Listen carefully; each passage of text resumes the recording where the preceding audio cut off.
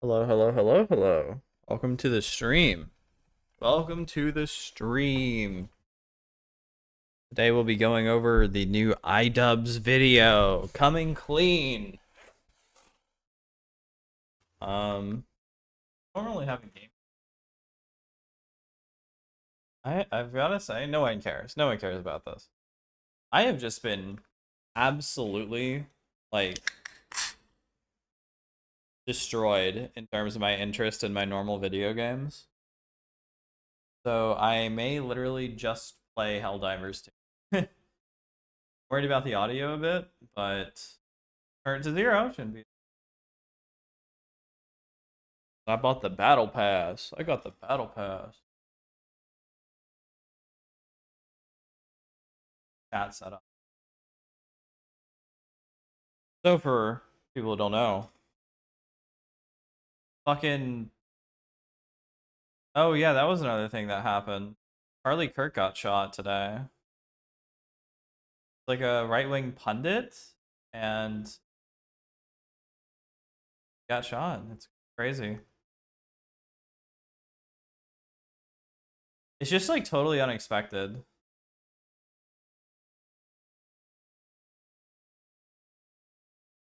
I mean, I never watched him. Oh, laptop? I don't watch him. I don't care about him, but it's definitely making the news. It's kind of crazy because it kind of I didn't listen to him, so maybe he said like crazy stuff, but I think it's like crazy out there for like online people because they like realize online people are starting to realize why celebrities live in gated communities. I feel and don't do this like public talking. And that's kind of crazy that he literally went out to places, asked people to argue with him, and still got shot. Um,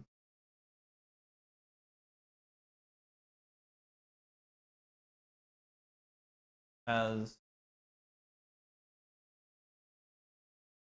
I don't know, I don't think anybody should be annihilated for their political beliefs. And my friends say that this is going to be making a martyr out of a moron because with his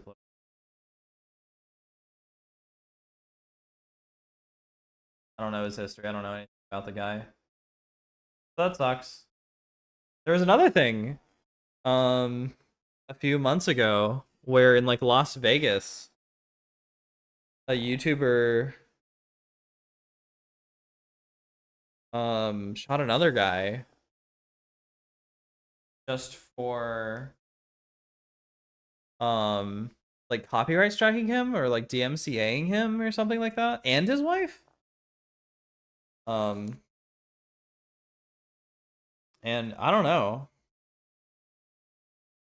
Kind of crazy to think like I don't know, it just feels like it's crazy. I don't like it. I mean, what else is to say? That's like the small-brained idiot take, but that's mine, I guess. It's normal, if not particularly out there.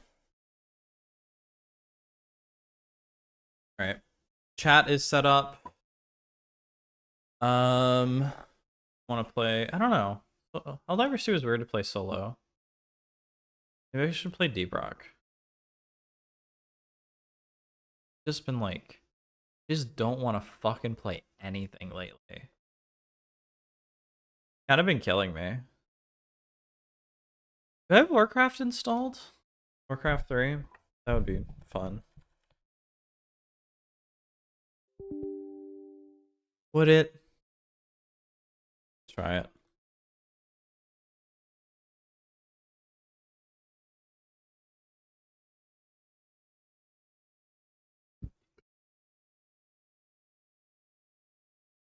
What's new? Some World of Warcraft bullshit.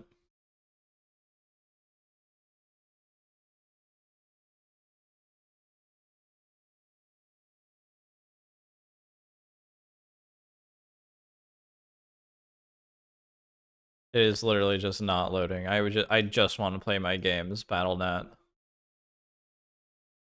Okay, I guess we're not doing that. I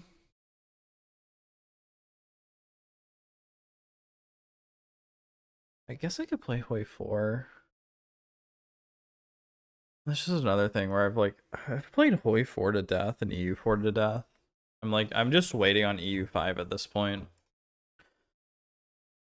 I could play RE4, I guess. That would take way too much focus, I think. I don't think I could do that and...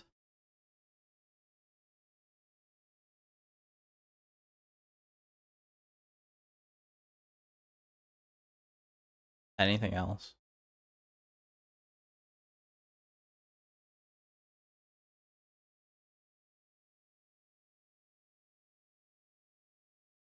Yeah, fuck it, I'll play Hoi 4. Get this shit started.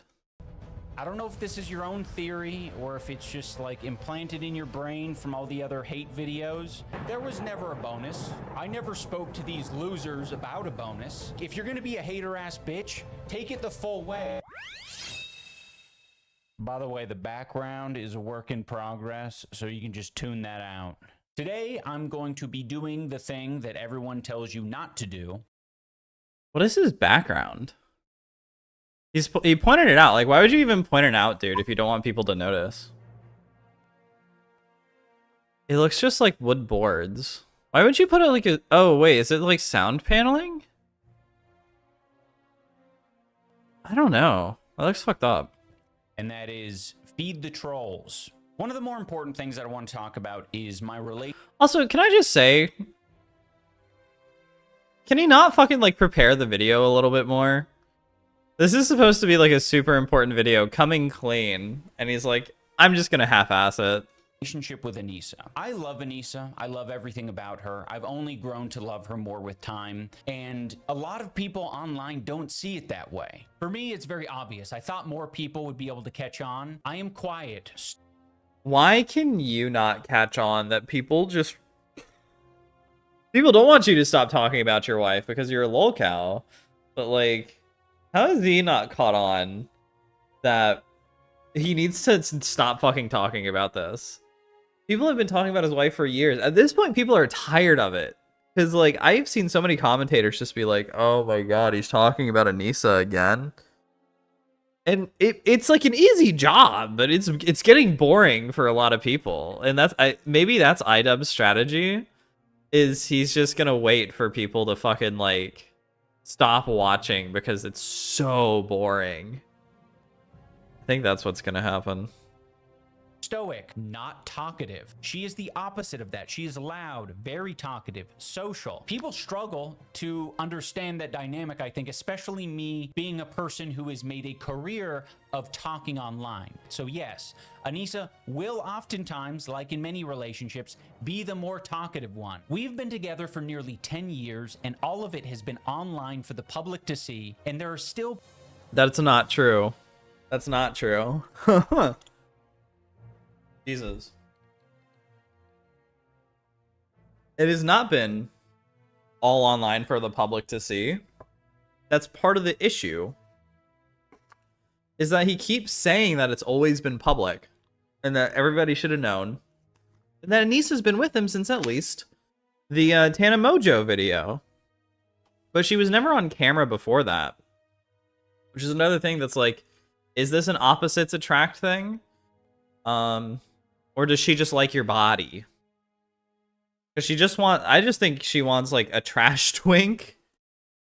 And she couldn't get Chris Ray Gun, so she went for you. That's mean. I don't actually think that, but, like,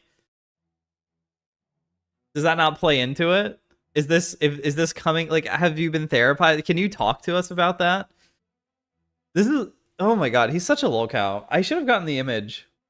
There's an image of IDubbbz where he has the Sonichu medallion on, and I wanted that up for this stream, but I flubbed that part.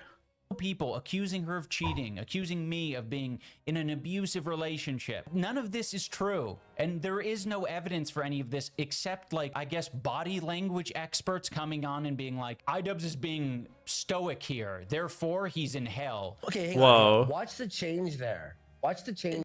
Oh, you know what? This is something people missed, I think. A lot of people said that IDubbbz called himself stoic when it was actually PPP and Andy Worski.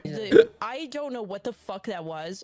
I have never gotten. Look at Ian in this moment. Oh my god. Like, he looks sad. No, he is disgusted at her. He's depressed. He's so disgusted Working by this. on. He looks disgusted with this. He looks so uncomfortable. He's like, should I be here? He looks so uncomfortable. Look at this guy's body language. He doesn't want to be there. Look how miserable he looks. Dude, he looks miserable. I mean, to be fair, have we ever seen him happy unless he's like specifically shitting on somebody else? I don't think so. The last time I remember seeing him happy, he was like laughing at I think Ethan Klein, right? Dude, he looks like he wants to kill himself. I mean, I kind of want to kill myself now. Okay, so they're not a fan First good of the joke. resting bitch face. All right, well, I'm not going to smile all the time, fellas. And even when I smile, you guys still like contort it into he's so uncomfortable or he's smiling through the pain. Burn. Oh, he's so uncomfortable and he's smiling. I mean, to be fair, like almost every time that he smiles, it's after something bad happens. I haven't watched all these podcasts. I haven't watched like half the people he even mentions in this fucking video. But like, damn. The one thing I do know from watching everyone else is that he fucking does not smile very often after happy moments unless there's a joke he can't help but laugh at. On his face. What? But inside his eyes, you can see his pain. That's For some reason, well, not for some reason, for the reason of sexism and people's view on OnlyFans and them just not liking Anissa, they want to push forward a narrative that she is actively and continually cheating on me. And if you listen to freaks like this guy I'm about to show, it makes sense why. They are obsessed. He's a freak. Anissa wants to have Okay. sex into having sex with Anissa. I think he wants to bang Anissa. Anissa was horny and wanted to have sex with this therapist. Well, Anissa figured herself to it. yeah. Whoa. Do you think that makes her pussy wet? Buddy, Did was she she getting stop? plowed? That's what I'm saying. That's we're what I'm describing saying. here is two grown men who are fantasizing about a stranger and his wife and what they do in Yes. the bedroom. Yep. Or don't do in the bedroom. That's true. That is creepy weirdo shit. And here we have IDubbbz. I thought we were all about sexual liberation. Does that not come with the comedy and humor that would naturally come from that? I feel like that's like part and parcel of the whole like freedom of sexuality stuff, no? Well, to be fair, I don't know, they're even... Is it not just like always out there anyway, since Anissa has an OnlyFans? Isn't like... Yeah, sure, it's weird, but isn't like sex just like a constant part of like your content, your vibe or whatever? That seems weird to even like complain about that. With the bull, folks. There's IDubbbz with the bull. He's using sexualized terms to describe a picture of me and my Sexualized dog. terms. And what are we doing? So many people will tell Anissa and I of just like, don't feed into the hate. And Dude. Does he not know what that means, or does he just like refuse to elaborate? What does the bull mean, Ian? What does that mean to you? Come on. it's like, okay, we're going to post some normal stuff. Anissa posts just me with a picture of my dog, and this is the type of commentary we get about it. There's IDubbbz with the bull. Gorgeous Yeah, okay. powder in the back room of the salon. 3-hour bukkake session with all Okay. of the male stylists. If you're curious about the hairdresser, these guys are I mean, I'm not saying that that's not weird, but like, is it not a little funny either? Come on. talking about, I will point you to my disgraced boxing coach, Michael Briggs. Wait. For some reason, Did they even mention a hairdresser? When did they mention a hairdresser?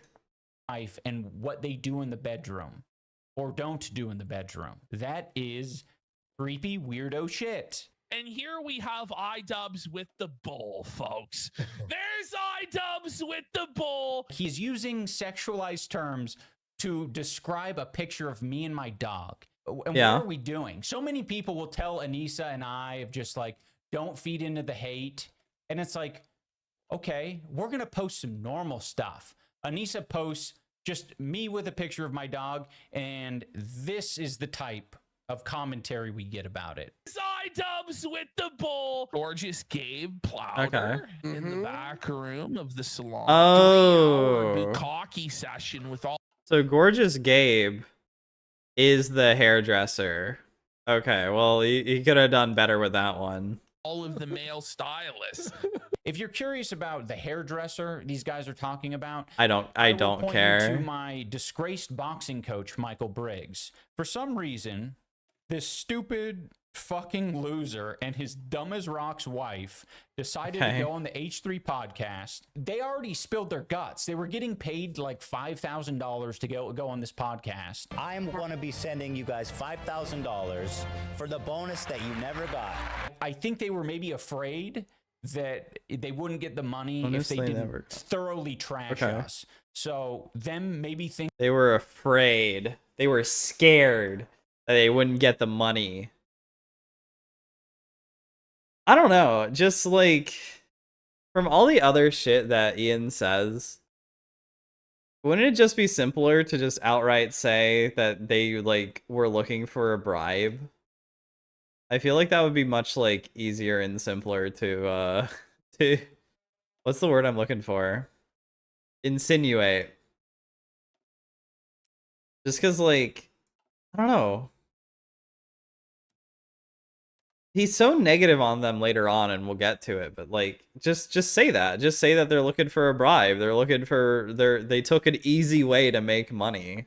thinking that they weren't trashing us hard enough. Michael Briggs decided to invoke the name of one of his presumably friends and say that Anissa was like thirsting after him. She definitely had a big crush on one of the guys that would come in and spar with them, because anytime they would spar, she would just be super into it and watch every moment. Even if he would like beat Ian up, she'd be very into it. For whatever it's worth, every time Michael Briggs, my disgraced boxing coach, would reference Gabe, he would always refer to him as Gorgeous Gabe. He couldn't help but refer to him as Gorgeous Gabe on the podcast. I would call him Gorgeous Gabe. He's Okay. a beautiful guy. Yeah, he's got tattoos. He's large. He's tan. I don't call him that. My wife doesn't call him that. If you have some unresolved sexual tension or fantasies, whatever the fuck it is, you need to keep that shit to yourself. What is no, dude, okay. Sure, kind of, I guess. I'm not the type at all to do that. But like there are men out there. I mean, he's like a boxing guy, right? Part of his job, as weird as it is to like admire and judge people's physiques. No? So like that's odd, sure, to a normal person, but I think for like athletes that's like, I don't know, more normal? Sure, I guess. That's kind of odd. I don't know. Did he introduce himself as a Gorgeous Gabe?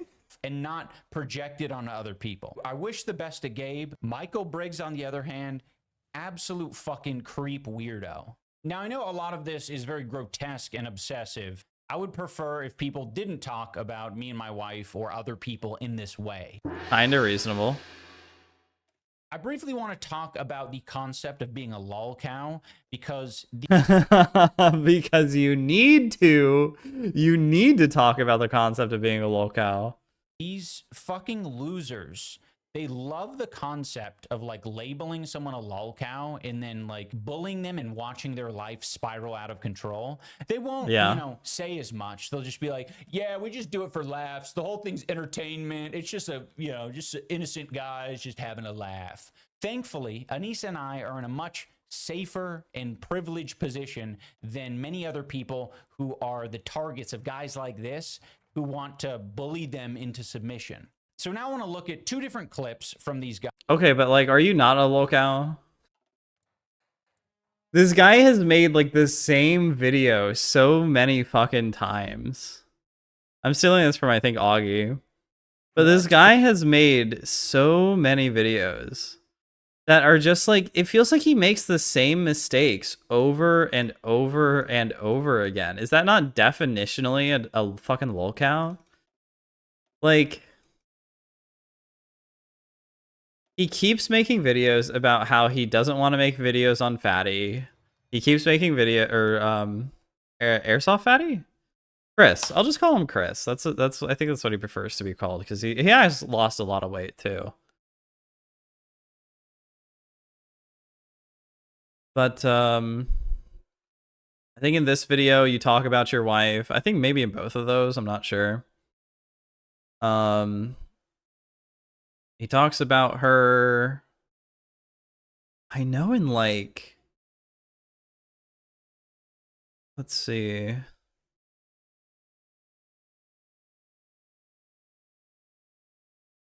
This one? No. Wait, you can just watch the full stream of Creator Clash too? Okay. Oh, this one. I missed the old IDubbbz. There you go. And probably again, like, down the line later. You can stop talking about your wife anytime you want to. Is she asking you to make these videos? Guys, there is the fat one and his cohort who are listening to Anissa describe, like, essentially having a hard time online, seeing people mock and make fun of her dad with Alzheimer's. They were laughing at my dad for getting sick on some of these forums. Like, What did you really think? What did you think? Because you shared it online? Yeah. I mean, like, that's what people are gonna do because they want to get a reaction out of you. Yeah. I don't think they probably even really believe the stuff that they're saying, but they know because it's extreme and like edgy that it will cause you mentally spiral like this. So that's why they do it. And you're No way. Wait, so like, if it's so easy to understand, why does she keep doing it?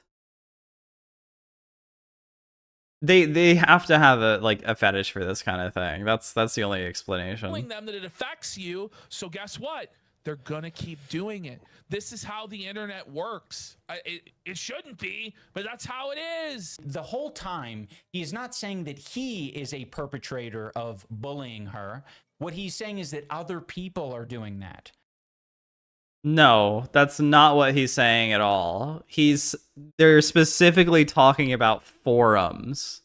They're probably talking about like Kiwi Farms. What other forums are even out there? They did specifically mention forums though. Probably like the Clipped Live subreddit and Reddits in general.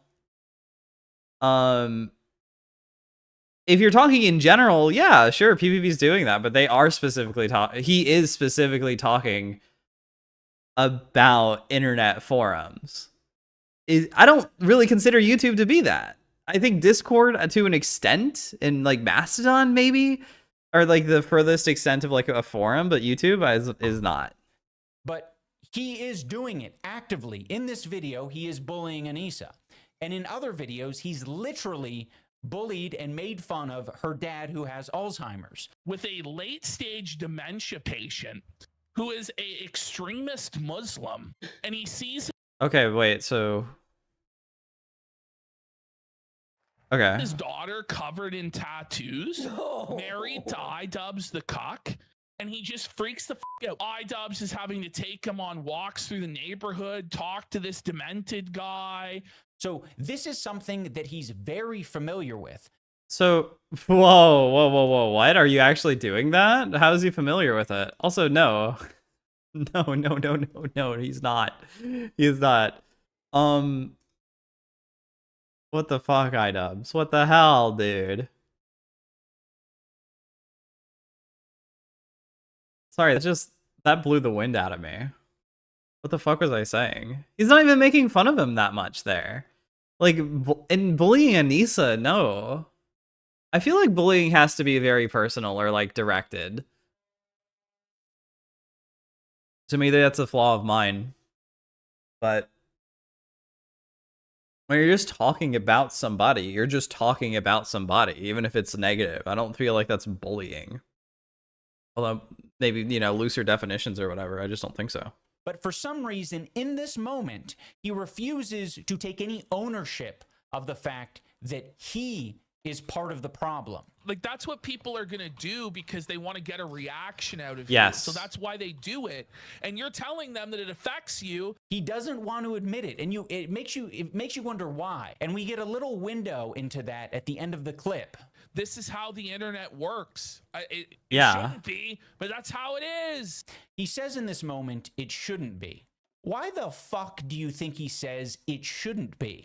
Actually, yeah, I guess I don't get that, but also you are cutting the clip, so maybe there's other context to that we're not hearing. Could that be because it's wrong and it's a mean, evil thing to do? Or maybe because he's referring to a specific more negative thing that he thinks of, like actually harassing, like actually going out to harass Anissa and or her dad, and not just talking about him on the internet. There could be two different things here. To acknowledge that someone is suffering and deciding that you are going to attack them online continuously for the thing that they are, you know, either insecure or struggling with. It's plain as day that he's part of the problem, but he fucking... You shouldn't admit that. You shouldn't admit that Anissa's insecure about her Alzheimer's father. That you should not say that on the internet. Refuses, like a coward does, to take any responsibility for him being part of the problem. I don't think a lot of these commentary channels want to be held to a higher standard. I think they want to comment on the strategy of things, and they don't want to reveal too much of their own morals or principles. This next guy is the perfect example of what I'm describing. To a degree, that's true. I think a lot of people don't want to be held to a higher standard. I understand what he's saying, but like, I also feel like it's a fight within the commentary community that happened like ages ago about like what is the standard for like good reactions? What is the standard for talking about something reasonably? And sure, you can say that people haven't exactly done that, and people haven't been good about that. But there's like a difference. Like, I don't know. It's not even like fucking relevant to this conversation. Because the standard isn't about like morals. Because everybody agrees you don't touch the poo. You don't talk to these people. You don't interact with them. But there is a moral standard for like, don't ask for doxes. Don't talk about these people too much. Don't insinuate or incite harassment. Don't do anything of that. But he has like a completely different definition, and it's busted. He is being very critical of me talking to a therapist. And by the way, that wasn't even a therapy session. I just happened to cry in that moment. And wait, did he call him his therapist? Being very critical of me talking to a therapist. Oh, and by a the way, that therapist. wasn't even a therapy session. I just happened to cry in that moment, and I was like, okay, this might be able to communicate authenticity. Okay, I feel like that is like almost like an ulterior motive thing right there. Because it's just so crazy. Like, I am crying, and this will convey more authenticity. Well, you were fucking wrong. It actually comes across like you're being way more manipulative than you were otherwise. I don't think it comes across as him being authentic at all. It comes across as him trying to almost like manipulate the audience. Probably not the therapist. You can probably see through that kind of thing. So I'll include it. And then Ian goes on a podcast with a therapist and gets extremely real with him, which is a profoundly stupid idea. Like eating with your mouth full on camera. He of all people should know better than to go on a therapist's podcast and vent about his very real problems on a public forum like that. Because people will use that information against him. Like this. The same person live streamed his own therapy session where he actually cried. If you're going to be a hater ass bitch, take it the full way. Wait, what? What's wrong with that? That's actually perfectly reasonable. You shouldn't just like publish your insecurities like that. you really shouldn't have that many insecurities in the first place. That's part of becoming a more developed person. But fucking publishing online like that is just like, that sucks, dude. Why are you doing this? Responsibility for having the opinion that crying online is pathetic and weak. Don't say I am the enlightened centrist and other people are going to make fun of you for that. Because people will use that information against him. Yeah, they will. Use the information against me. Who's people? I'm pretty sure you're people. You're the one who's playing this fucking clip. You're the one who's making this video called the most toxic wife. I don't know why these fucking pussies don't accept the full troll mask. They're acting as if being sincere is impossible to do online. It's not impossible. It's difficult in the situation that Anissa and I are in, but we're making that choice intentionally. So you making this bold claim that we are like unaware what happens when Anissa talks about her dad who has Alzheimer's or me crying, like we're very aware that that is going to be viewed as gay and be made fun of by people like you. Whoa, why are you using that in such a derogatory way, IDubbbz? What the hell, man? You can't say it like that. Also, like, so you're just aware that you're going to be made fun of for that? What? That makes no fucking sense. If you're so aware, why are you fucking doing it? What? I'm so confused. So dude, that blew my mind. I can't process that. So he's aware that he's gonna get backlash. He understands that bad things are gonna happen to like him in an online reputational sense because he keeps doing this shit. And so his response is just, yeah, and I'm gonna keep doing it. That is lol cow behavior. Yeah, absolutely. Now I'm going to react to a couple of these random creators who have made videos or statements about Anissa and I, just to give you a taste of what an average is. And additionally, like in making some of those videos, it just attracts a certain type of person where they're like, I'm going to list off a bunch of people I consider lol cows or people who are mentally like disabled. And I'm going to tell you to make fucking... Not all locals are mentally disabled. There just does happen to be a high percentage of them that are. But it's also like their mental disabilities are typically not the thing that makes them locals. I think it's almost never is. It's typically just the repetitive nature of what they do, the repetitive and worsening nature of what they do or what surrounds them that make them locals, and their inability to understand. That's fundamentally what it is an inability to understand. And that kind of getting taken, sure, maybe a bit too far in rare cases, but like that's what it is. I don't think it has anything to do with mental disability. Does he feel bad for Chris Chan? I want to understand, does he feel bad for Chris Chan? Because if he doesn't, how does he understand this? Look, I know I am friends with autistic people, and they understand that they are not like Chris Chan. They understand that they are not like in the same repetitive nature as Chris Chan. And they understand that. They know who he is, and they are not like him. I have one that has a fear that they are like Chris Chan, but they don't make the same repetitive mistakes. It's so crazy. Documentaries about them, and then or is it because fucking Ian is worried that he has fucking a mental disability now, considering his what is it? Well, first of all, I think his real issue is that he wore the Sonichu medallion. But is it the CTE that he's worried about? In that case, like, I'm not fucking doing that. You seeing that happen right now with World of T-shirts? There's a lot of people who think they're like doing it responsibly or respectfully, and it's just hell. It's just like, what the fuck? Well, World of T-shirts is a unique case because I think he is like actively being abused by his, I don't know what you would even call it, handler? Not even in like the autistic person way, but in the sense like his literal like social media handler is fucking making him do crazy shit for basically no benefit but the handlers. Use any of this shit. Bro, what is going on? Anissa legitimately convinced him his entire being as a person is bad. Did I once say my entire being is bad? You're allowed to be critical of yourself and the content you're making. You would. Yeah, but it seems like your entire being has changed.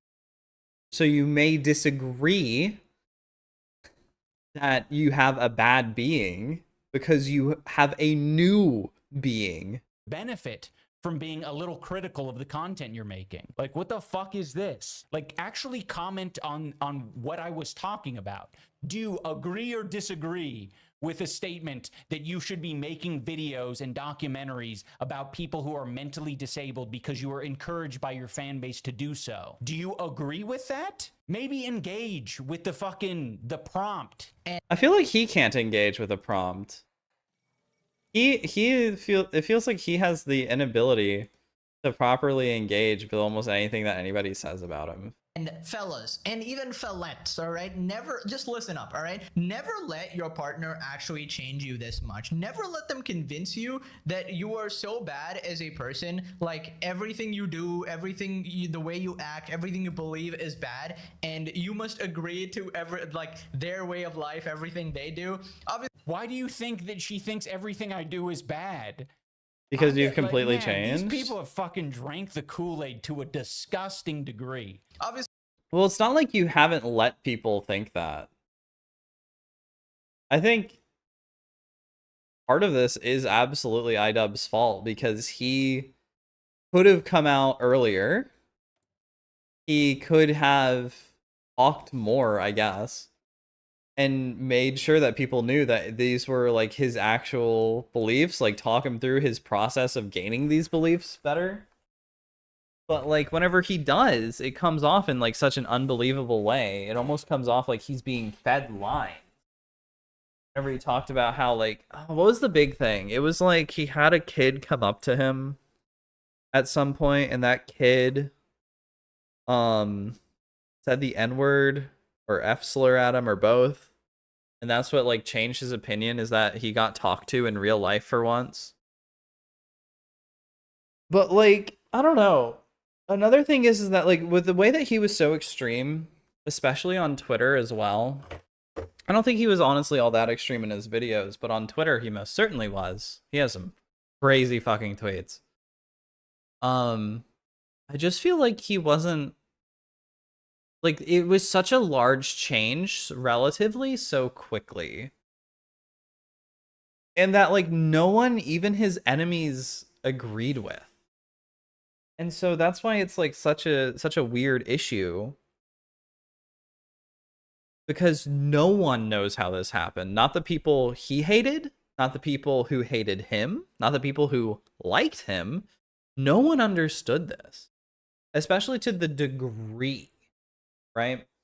So like, it's not only, and especially now, with the extra context that he seems to just be like clout chasing in the worst way possible. He became friends with H3H3. Joji left. Max Mofo moved. Oh no. He has no edgy friends anymore because H3H3 is like turning ever more to the left. And he's like, I'm going to go away for a while, figure out how to like proceed. So then he comes back and he's very left. But he's even further left, I guess, kind of, than H3H3. But I don't even think he has like a developed political opinion. Because he's not willing to like, he's very insecure about his political opinion. And whenever he's judged on them, well, it's not more so whenever he's judged on them. It's more like whenever he is pushed on them at all, he always recedes. And he has to get validation for the ones that he does have. And he has to get pushback on the ones he doesn't have any longer to feel secure in his opinions. It's so like, evil is not the right word, but it is very like, I don't know, it feels very manipulated. And that's the problem. That's what everyone has an issue with. I need to turn off a light.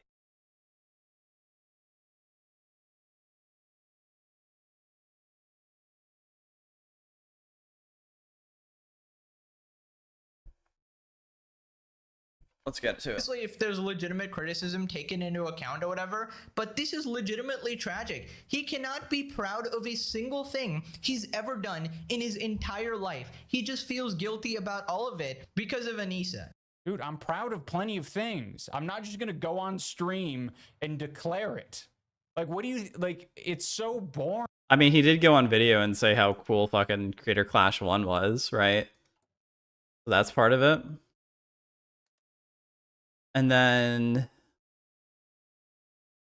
he kind of came out a bit loud and proud about, who was it? Whenever he was coming out against, what's his name? Sam Hyde. So that's just like a lie. Boring. Like, I don't want to talk about how proud. Well, also, IDubbbz is a streamer now. So he's like, I didn't come out on stream and say how proud I am. But you do in video. I am of making the Airsoft Fatty documentary. Like, do you guys really need me to fucking bloviate about how I really enjoyed following the narrative structure of a fatty battling? Oh my god, dude. So, dude, this guy, he literally... Airsoft Fatty fucking literally made your most popular video on your channel. That is so insane that he's like, I'm not proud of that. I'm not proud of the most popular video on my channel. So odd. With his friends in Battle Creek. It was my opinion that some of your content in the past was actually good before. It was actually logical. You made some good points. You don't need to feel so bad about every single thing. You know, maybe you did some bad shit. You said some slurs. That shit was bad. Whatever. Dude, I know. I just, this is so frustrating. I just want to say, like, a lot of the things that I'm going to talk about are going to be upsetting, or they're... Wait, did he go? Wait. You know, maybe you did some bad shit. You said some slurs. That shit was bad. Whatever. Dude, I know. I just... This is so frustrating. I just want to say... Did he have a cry in between? Did he have a fucking cry in between cuts there? His eyes look so much more red. Like, a lot of the things that I'm going to talk about are going to be upsetting, or they're going to be a downer to you, because that's interesting. No, it's not interesting. Actually, a lot of it isn't very interesting. All of this stuff that's a downer does not feel that interesting a lot of the time. Sometimes it is. Sometimes it's cool. Like, you know, grimdark down stuff from like fucking Warhammer. Yeah, that stuff can be cool. But like, what did I do?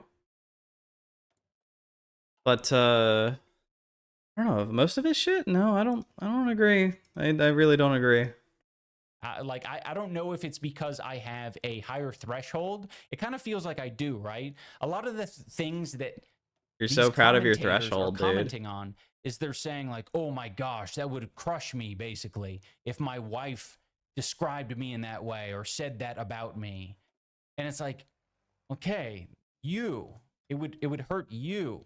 You're feeling bad through me. You think that I'm feeling those same feelings that you're feeling. I'm not. Of like good shit to your content as well. You're legitimately, you know, fighting against like evil people and shit like that. Because I'm sensing this guy as being his own version of sincere, because I honestly... Wait, I gotta hear that again. I just like tuned out. I got tired of listening to him.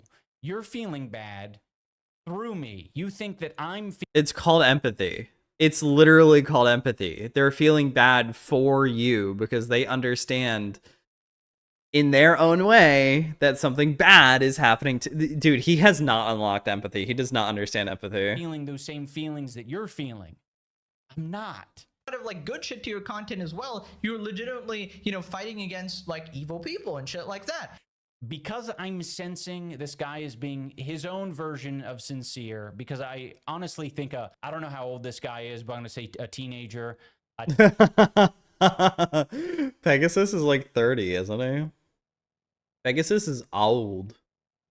teenage commentary YouTuber, I'm going to say that their version of sincere is going to look very different than mine. I'll take what I can get right now from this guy. When I'm giving my actual authentic take about something, you don't need to put the blame on my wife. You don't need to say that she's controlling me. This is very off base. People who are in relationships, they communicate, they talk. This is just the reality of getting in a relationship and becoming more. Okay, but like, do you not also accept and agree that you have a relationship with your audience that should probably be more clear and to a degree clarified if they're having so many issues understanding you? Enmeshed. Like it happens, you know, if we eventually have a kid together, like it's very important that we're on the same page and that we communicate. I thought you didn't want feel kids. like you have some outsider insight, but it is just very wrong. I feel very Dude, he's talking down to him. He literally does think Pegasus is a child because he didn't bother to even like try to look up his age. Pegasus is not a child, I'm sorry. free to speak my truth. Yeah, I agree, Bri. Do you want to know why this shit makes me so mad? Because there was a point in time back in OnlyFans season 1 where I was like, dude, IDubbbz is the fucking man. Such a chill guy. So down to earth. Loved meeting him in real life. Loved playing games with him. This guy was the fucking man. I think Tectone is remembering this in a kind of a weird way. It seems like he's very nostalgic and happy about it. He's being very over the top of how epic I was. But You're by so this epic. time, everyone had like decided that Anissa controls my life and that I'm a beta male soy cuck boy. Okay, but that doesn't mean that he didn't, like, that fucking Tectone personally. Also, dude, bringing Tectone up right now, does he not know what Tectone's, like, issue is right now? I feel like he's, like, very not okay to bring up in this situation. First off. Second off. Tectone's literally talking about a time where he enjoyed with you. It doesn't even matter what the audience thinks. They're not in the context of this situation. He's talking about you and your interactions with himself. So, like, even if the audience didn't think nice of you, you could have still had some kind of, like, reputation reclamation. So it actually is very funny that he's coming out now saying like, man, he was the man just 2 years ago. It's like, dude, the fucking cat was out of the bag 2 years ago. So why do you think it's so, like, negative? I don't know. I feel like you wouldn't even bring that up if you were confident that, like, it was okay. I don't know.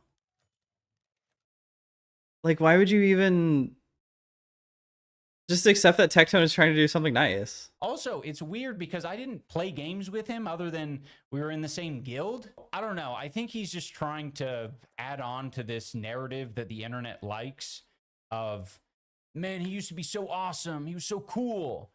And then he fucking got corrupted by that fucking bitch. He was one of my favorite content creators of all time.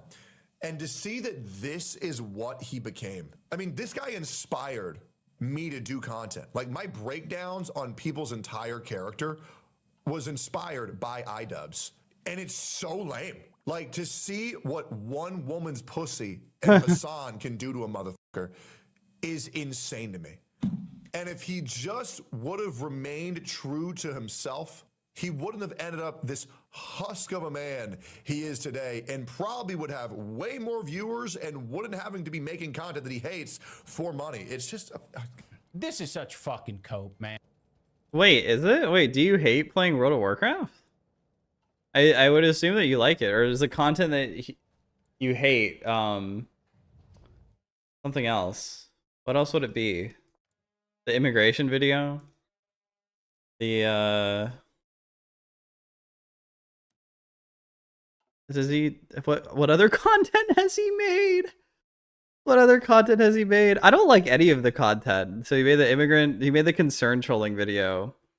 I guess to a part, that is true. These 3 videos, I think he opened them up with he felt like he had to make them.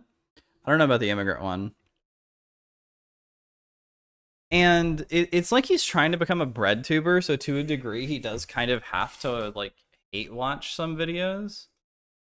I guess. And like hearing Tectone say it, it's just like it's reminding me how many times I've heard this fucking script. These people cannot fathom that the based epic and who are you calling these people? N-word guy has changed his mind over time. It's got to be a woman's pussy or Hassan. I think if they accept that I came to that decision on my own, they have to reckon with some demons of their own. Like it's hard to accept the fact that I've taken this journey and it's not one I regret. It's actually one that I've felt better after doing. And Tectone is right. This guy is such a disappointment. Like Wait, so oh my god, I hate this. Did he watch 2 videos about this? Did he watch Kino Casino and more Pegasus? And he was like, I have to make a. I have to. I cannot let these people be free from their sins. No, I know he watched other people's videos. I think he watched Nick DiOrio at least. And then he was like, I'm not fucking letting this guy get any attention. It's just so weird. IDubbbz calling people incels when the first woman he met literally destroyed like. It's so weird that he's trying to do a takedown about like trolls or concern trolling, because this almost feels like an extension of the concern trolling video, where he's just like saying like these guys are just concern trolling. They don't understand what's really going on in my life, and they're trying to be nice, but they just don't understand what's happening. But in reality, it's like they only understand what you let them. They only understand what you allow them to know, first off. Second off,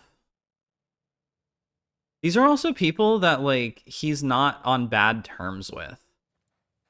And it kind of is like, why not talk about Turkey Tom or Nick DiOrio or Keemstar or anyone else that like you actually had issues with? Took over his life and destroyed him, dude. I don't know if this is your own theory or if it's just like implanted in your brain from all the other hate videos, but Anissa is not the first person or not the first woman I've met. I've met plenty of other women. She's certainly not the first woman I've dated. Whoa. And certainly not the first woman I've had sex with. Wait, I thought she's the one who said that you were the first one okay. Okay. But I will admit that she's the first woman I married. Okay, all right. Big own there. Big owns on that one.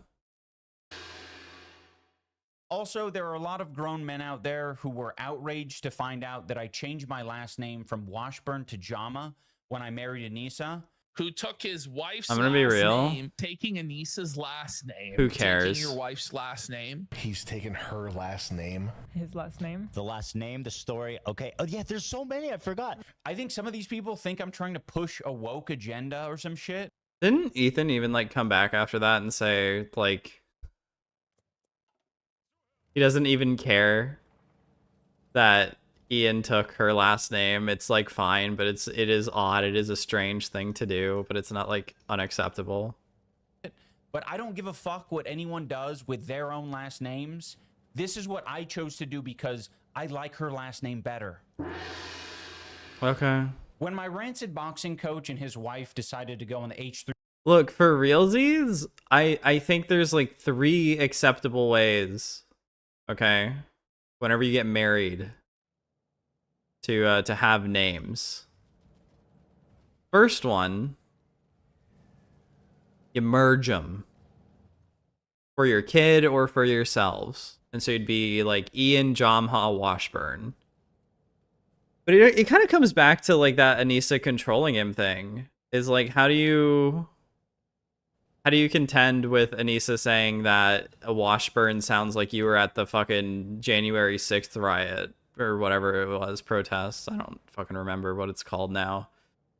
How do you contend with that? I wasn't there. So why does it matter? Yeah, I wasn't there, so why does it matter? More like it. Yeah, they nailed it. Good job, me. Fuck off.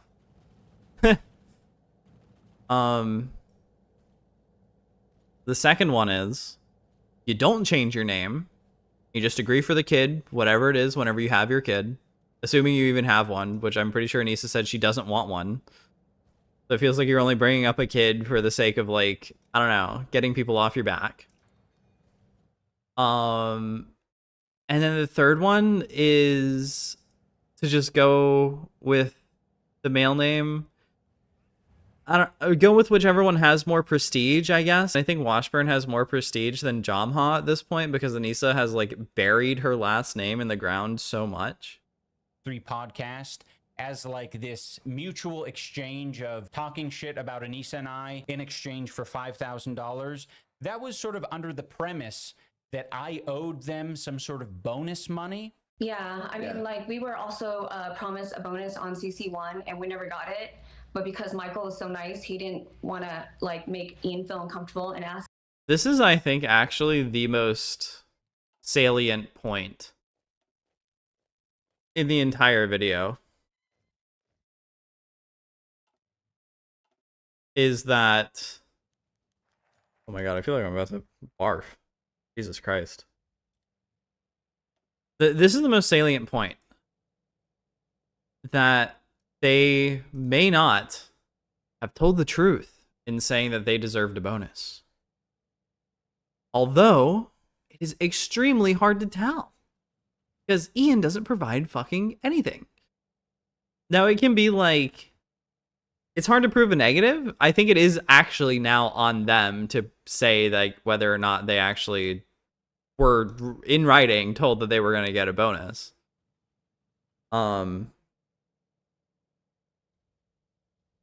And I think, yeah, that's it. But I also think that if that was true, Ian could have and should have pushed that point way fucking more. Just leaving it at, I never told him that, I don't think is very good. I think he could have been like, they scammed Ethan. Especially because he's trying to go, well, was, I guess not so much anymore. He was trying to go with this idea that Ethan is still his friend. Ask Ian and Nisa about it. His And I friend. was always under the assumption that there was no bonus because even though he told me there was a bonus, he then disappeared for 6 months and I never saw him. So I was like, was there a bonus or what? I mean, yeah, I don't know. That seems kind of sketchy to me, but whatever. I'm also, like, cynical as fuck. Was there not a bonus? There was never a bonus. I never spoke to these losers about a bonus. I was paying these people an hourly rate to do the job that I asked for them to do, and they got paid. This fucking loser with the beard got paid $32,000 for training an influencer to box, and she got paid $9,000 to film some of it. They conveniently never talked to either one of us about it. You confronted about that? You asked them, or you didn't want to? No, like, I just let it be. Because I'm the same. They conveniently don't have any text messages or emails or contracts that have anything to do with bonus money because that conversation didn't happen. They are lying to Ethan and his crew, and they're lying to the audience. How is it that we put on this great event? Also, like, isn't he so much more clear whenever he's, like, actually upset about something? He's, like, so much more understandable whenever he's actually got a problem with something somebody is saying. Is that just me? We raised $1.3 million for charity, and he promised us a bonus. And then right after the event, he just kind of pretend like he's too busy to check in with us. Too busy to check in with you? I don't need to fucking check in with you. I'm not, you're not my parents. But like, what the fuck are you talking about? You weren't promised a bonus. I was doing my own shit. Why the fuck would I want to spend my time with you when I'm filming a show with Dax Flame? Wait, he was filming a show with Dax Flame? Wait, did that happen? IDubbbz, Dax Flame.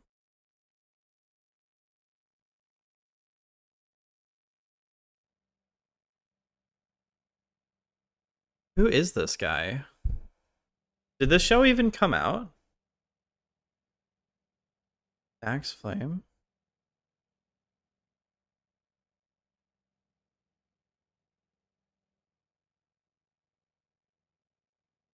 What the fuck is he talking about? You guys are fucking losers. You confronted about that? You asked them, or you didn't want to? No, I just let it be. Because I'm the same. If it was promised to you, if this imaginary bonus was promised to you, that should give you a lot of confidence to at least say, bonus? That's potentially a lot of money for you, you know, in this fictional scenario. This would go a lot harder if you didn't look like you had just cried. Where you were promised a bonus. Surely it makes sense to at least inquire if it was promised to you, right? Because I'd been consistently paying you day after day for all the work you were doing. So if I never missed a payment for you and your wife and a bonus was promised at some point, then don't you think it would be pretty fucking obvious and apparent that you should text me, hey, what about that bonus? Of course. I think this is, yeah, again, this is actually like a salient point. This is like a point that people want to know about. And it's like understandable why he would be upset about it, and why, yeah, just in general, I think it's just like okay, yeah. I don't think too many texts were brought up in that. I didn't go through it. That's something I wanted to do and was too lazy to do. But yeah, that's understandable. Of course, but there was no bonus because you're fucking lying. Like, fuck these crooked people. They came on this podcast. They used this bonus thing as some sort of like weird exchange of like, yeah, we can't go on the podcast and just talk blatant shit about our clients. So what we're instead going to do is pretend like we were stiffed by our clients after they promised us a windfall of cash. There's so many other truthful things that they could. Also, poor shaming. Poor shaming. Poor shame, Ethan. Poor shame, Ian. Is like they're just in it for the money. They're just in it for the fucking look. They're in it for the windfall because $5,000. That's a lot to these fucking people, dude. They live in LA. They train LA people, and they thought you were stingy. They thought 32K was stingy. So like, I'm sure a bonus is nice. $5,000 is nice. Everybody would want fucking 5,000. Who wouldn't want fucking $5,000? But saying it like, that's a lot of money for you, you fucking pricks. That's a bit odd. Could have focused on the podcast that would have made me look like a bitch to a certain, you know, sector of the internet. One of those things being me crying after a tough sparring session. Like, that's truthful. Did you say he cried? Oh, we had to have a meeting. Yeah, so after that, so he was crying at the gym. It's okay to cry, but it's not okay for him to cry. Now, to the crew of When did they say that? They were just surprised that you cried. Crying after a tough sparring session, like, that's truthful. Did you say he cried? We had to have a meeting. So after that. We had to have a meeting, so that implies that he cried a lot more than once. So he was crying at the gym. It's okay to cry, but it's not okay for him to cry. Now, to the crew of the H3 podcast, Or maybe just not in the gym in front of everyone. I think you are all pieces of shit. Okay, look, that's kind of funny. That's mean, but that's fucking funny. Okay, I can't. I have to give him that one. But also, we'll get into it. We're gonna go through AB's response because I think it's good. It is a bit of a. It's kind of a crash out. I'm not sure how to like place it yet. But it's very emotionally fueled, which is fine. I just thought it was like very, very funky because I feel like I don't know. I don't watch the podcast that much, but we'll be going through that afterwards.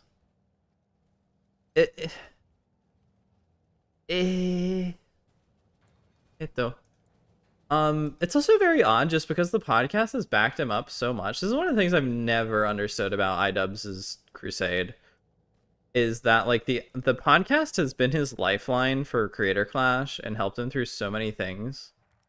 And they're just like, he's just like, no, fuck the podcast. I hate them now. Get rid of them. I never want to fucking see them again. And it just feels like lashing out. It just feels like he has no understanding of, well, one, anything in general, but two, specifically, like, I don't know. It's very warlike, I feel. All right, everyone, that is going to do it for this episode of IDubbbz Complains. If you want to hear me complain, every video is an IDubbbz Complains video now. Particularly today, if you're watching this video the day it comes out, go and check out my Twitch live stream. I'll put a link in the description. I am going to be reacting to the H3 podcast where my rat coach and his rat wife are being nasty rats together. So go give it a watch, give it a listen, and I'll, you know, probably for the rest of this month, I will be reacting to shit and I don't know, fucking stirring the pot. So thank you for watching, everyone. Whoa. Bye. Okay, so that's the end of the video, as you can tell, because he outros every single fucking video now with him dancing, which is like, oh, dude, what the fuck? Okay, so we will not be watching him unless he has something very funny right at this moment. Check out this stream from 9 hours ago. Actually, it is tonic. Thought he was crashing out here. Since coming to Edmonton, I did leave. I had flavor in. I thought you were gonna be stirring the pot. What happened to stirring the pot?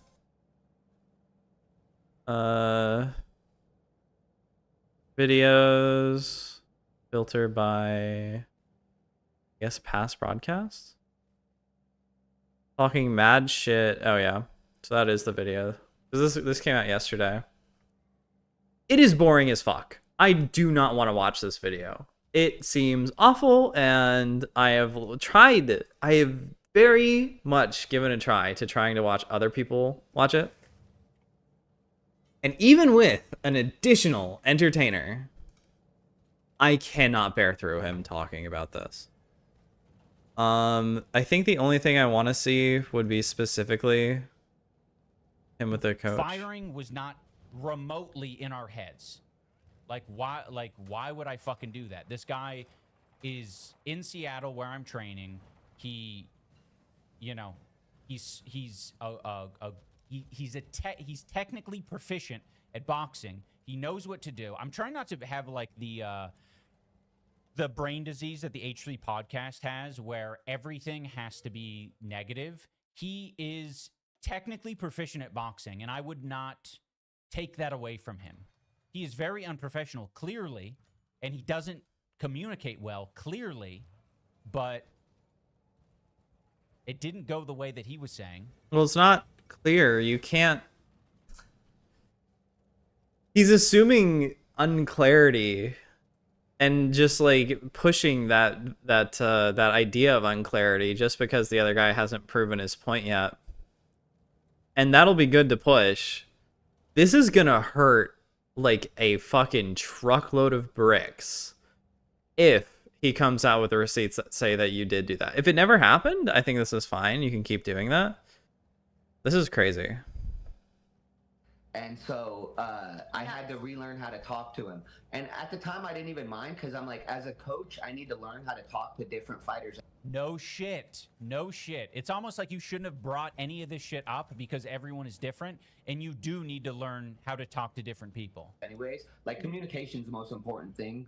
One of the most important things as a coach. So yeah. I was trying to turn it into a positive, but it definitely was. But he almost got fired at Denny's. Yeah, exactly. Didn't almost get fired at Denny's. You had a conversation with your clients, your adult clients. You had an adult conversation, and adults share their feelings, and they communicate fully and effectively. They don't do what you did. After that sparring session. But what did he do at Denny's? What happened at Denny's? I almost farted at Denny's. Yeah, Michael and I rewatched the sparring, right, with him and Alex Ernst. And you could clearly hear that Anissa was screaming louder than Michael. Yeah, so he was literally yelling at him worse than I was. No, you guys are fucking stupid. You saw what you wanted to see. You heard what you wanted to hear. What happened in the sparring session, and I can play this at some point, but he was saying things, and also it doesn't matter. Like, it's my reaction. Like, I don't feel bad when my wife is saying... Also, she was saying encouraging things. She was like, come on, Ian, you can do it. She was saying shit like that. You were basically saying, what the fuck is wrong with you? Like, there's a big difference there. Okay, there's a lot of context to the boxing that we don't have. I'll go over some big points that I remember. Because I don't know if they were even brought up in this video. Unless I just like completely skipped it. that have anything to do with bonus money because in the About lies, that, you he's talks. God, I wish Twitch had a transcript system so I could just find the fucking line.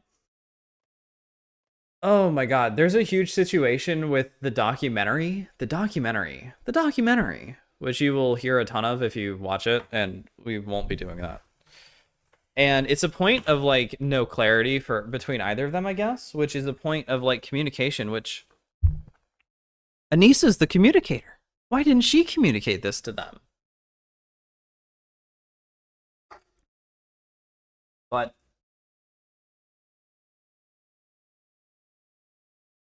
basically, the wife was filming a documentary for like $8,000, and she's disappointed that it never got made into anything. And Ian is just like, well, I never said it was going to be a documentary. I just said I wanted a documentary. And it's pretty obvious that it just never turned into anything because Ian like can't finish anything longer than 20 minutes. And so he has to turn to fucking streaming instead.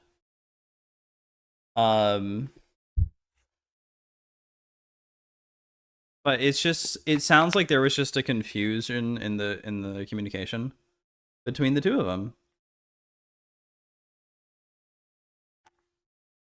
And again, if it proves that she's like, if they're lying for a bonus, that'll be a huge hit to their credibility. That's like totally understandable. But like, if, I don't know, it just feels weird to pay somebody that much money. Because it's part of their project too. They're also filming it. Unless he's like, oh, she was like dog shit at filming. I hated her filming. I never wanted to see her filming again. And that's why I never fucking made a documentary. I didn't want to edit through that footage or pay an editor to go through that footage. That would be like something, I guess. like, But I'm pretty sure that you never know, gets the decibels of who was said. saying things louder was very irrelevant to me. But this is like entirely like, I don't know. IDubbbz is weird because he's probably like the most famous lolcow now.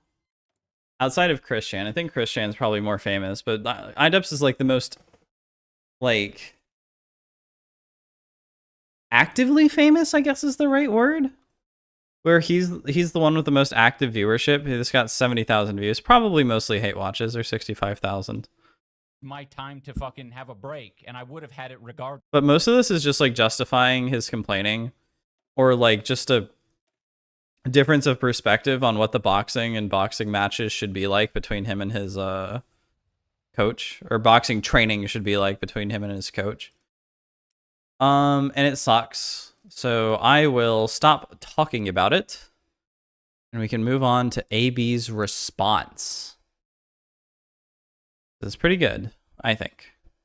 On that note, but yeah. I was just so out of pocket and so from nowhere. It's like, I'm sorry. What I'm pissed about is I wish that was cleaner, man. That that would have been fucking awesome. I guess the extra context missing from this is that Anissa went on to shit on this guy on Twitter. And I think they've, in general, just been shitting on AB more because he's the biggest disappointment. I think it's been pretty cruel. I don't think they treat their friends well at all. And whoever is friends with them needs to stop being friends with them because holy shit, are you preparing for a backstabbing? Let me go back. I'm sure he'll get some. Maybe we can clean it up in AI. Next day and the next day and the next day. AB can attest to it, right? So it's mentally. He's like, yep, it's really tough what Ian's been through. And he's so dumb. He is so dumb. He really is simple Ian. And Wait, I'm confused. Didn't AB just agree that boxing training is hard? Yeah. Like, Yeah. I agree with that. Boxing training is fucking hard. That's what I'm saying. And I'm getting shit from every fucking audience that I'm a coward. I'm a pussy for not sticking up for Ethan and Neela, who gave me everything because I'm you were staying right. neutral. And by the way, he called you out for your opinion, so like you didn't even have really a choice but to answer gracefully, which you did. Did I even answer? I just. And I will repeat now, as I've said previously, AB has held himself throughout this entire thing, and Lena too. Okay. With the big. There are some things I really do not like about the H3 podcast. They're fun to watch, don't get me wrong, but like sometimes they get a bit too God, what's the word? Self-congratulatory. Dignity and grace. So. Well, thank you. Well, you have to wait to hear what I'm going to say. Maybe you'll change your mind. Well, all that grace and dignity is going out the window today. Whatever. It's very hard because you're getting beat up constantly, and then you're supposed to show up to the gym the next day. First one. I love it so much. I'm trying to get a clean one for Zach. Next day and the next day. AB can attest to it, right? So it's mentally very hard. So I feel bad for him because I can tell. AB didn't even say anything. What the fuck? We can clean that up, Zach. I feel like I pulled it and I was trying to like EQ and shit like that and tried to remove the background, but give it to me. Such a fucking shame, man. Shut up, baby. Yeah, it's messy. It's messy. Yeah. Shame. I'm sure you'll get some more.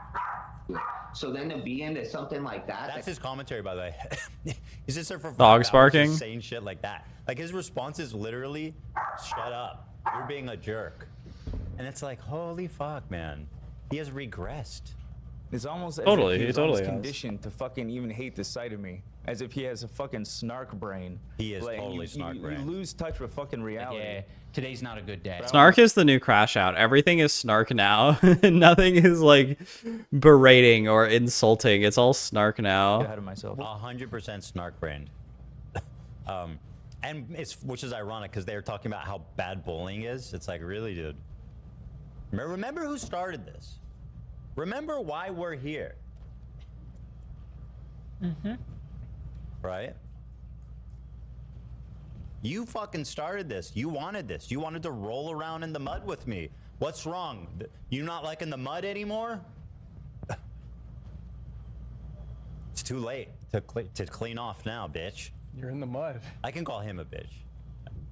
He's a guy. When you plan to spar like that, you want to prep. You don't want to just go into it. You want to be like, ask AB. You want to be mentally prepared for a sparring day. Okay, because it's yeah. Go ahead. Yeah, my first sparring day, like, can you pause it for a second? It was so fucking bad. Like, this is after he was talking about sparring Alex Ernst. How embarrassed! You guys were laughing at him because he got beat up and he was crying. So what do I say? Do I say, hey, I could have took on Alex? Oh, I never cried. No, I'm saying my first sparring day was so fucking bad. My coach thought I would never come back to the fucking gym. Yeah. You know what that is, Ian? That's me defending you, you fucking dumbass. Yeah, no, it is. It's empathy. That's your empathy bar is. Yeah. Okay. Sure. Ian just doesn't have a brain. Ian is literally brainless. I don't know. This is the thing. I don't think I'm a very proficient drama guy, and people are like squeezing blood from a stone here, in my opinion, because it's just like, holy shit. Yeah, like we know IDubbbz is like dog shit. We know IDubbbz has like nothing to say. I mean, I guess not. He has like he's up to 519 subbernauts. Multiply that by 2.5. He's making just about, what is that actually? $1,280? Well, $1,320? Something like that. Is super filled up. But so I guess people believe him. I don't know that he's smart. I don't think he comprehends it. He can't see reality. That's fucking snark brain. That's what I'm saying. You literally cannot see reality. But also, he seems to have lost like 50 IQ points. I'm not even kidding. Like, if you go back, I think he has brain damage.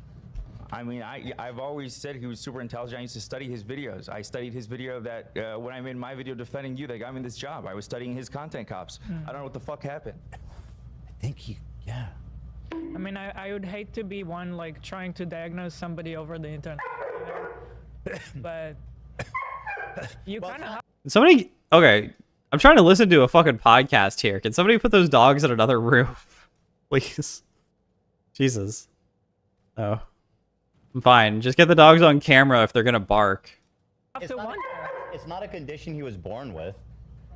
He's the one that kept stepping into the ring to get fucking pulverized by better opponents. That's a self-inflicted brain trauma. AB, you want to be mentally prepared for a sparring day. Okay, because it's yeah. Go ahead. Yeah, my first sparring day, like It was so fucking bad. Like, when I left and I came back, Wally started jumping all around the gym. He's like, I never thought I'd see you again. He goes, okay, the fact that you came back, he's like, now I'm in. By the way, people wonder why I say fuck AB. Like, this is... Wait, so did he say that in the previous video? Jim, he's like, I never Yeah, thought it I'd was. see you again. He goes, okay, the fact that you came back, he's like, now I'm in. By the way, people wonder why I say fuck AB. Like, this is why. Like, This is why? used What? in this moment to, like, invalidate my experience. No, what the fuck? He's so stupid. Running a boxing event. He's the dumbest person alive. This is insane. That is actually like, that is actually fucking insane. Oh my god. That's, how do you say that? How do you fucking, what? I don't understand that at all, dude. Is something wrong with me? That's fucking crazy. How does he interpret it that way? That's one of the things that makes me think that he actually does have some kind of brain damage, because there's no way like a real human can interpret whatever the fuck AB just said with whatever the fuck IDubbbz just said. That is deranged. Try to fucking use me. Well, yeah. Uh-oh. Foreshadowing. Trained, doing boxing. And it's like, no, I'm the innocent little guy. I just work the machine back here. It's like, no, you're being used to reinforce the fucking harassment. What Dude, also, that's another thing. Is the harassment angle that IDubbbz keeps pushing. Because, like, H3 has actually been harassed in the past. They have actually gotten harassment. And IDubbbz has yet to prove that he has gotten any harassment. Like, real harassment. That's more than just, like, mean comments and hate mail. That's bad, sure, whatever. That can have a toll on, like, a weak-willed person or whatever. Or, like, you know, I think a lot of people would get it if they're not internet adjusted. Because that's just, like, the human brain isn't, like, supposed to be getting negative feedback like that all the time, right? So that's understandable. But to the degree where IDubbbz has been online for so long, he has regressed in that sense. Because sure, there's to a degree you shouldn't need, like, a hard skin or whatever. But he's fucking ripping up Torahs and, what's the Muslim book? Fuck.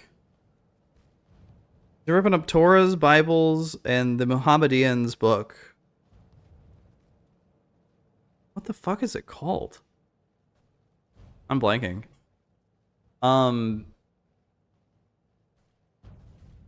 But even now, I feel like almost none of the hate is directed at him. It's directed at his wife. And I guess him as like proxy. But it's so not understandable.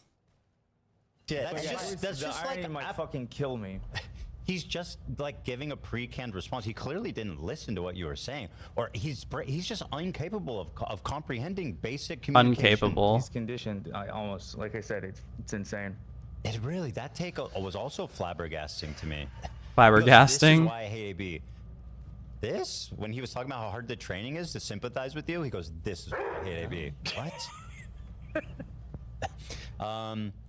And then, oh, sorry, there's more, right?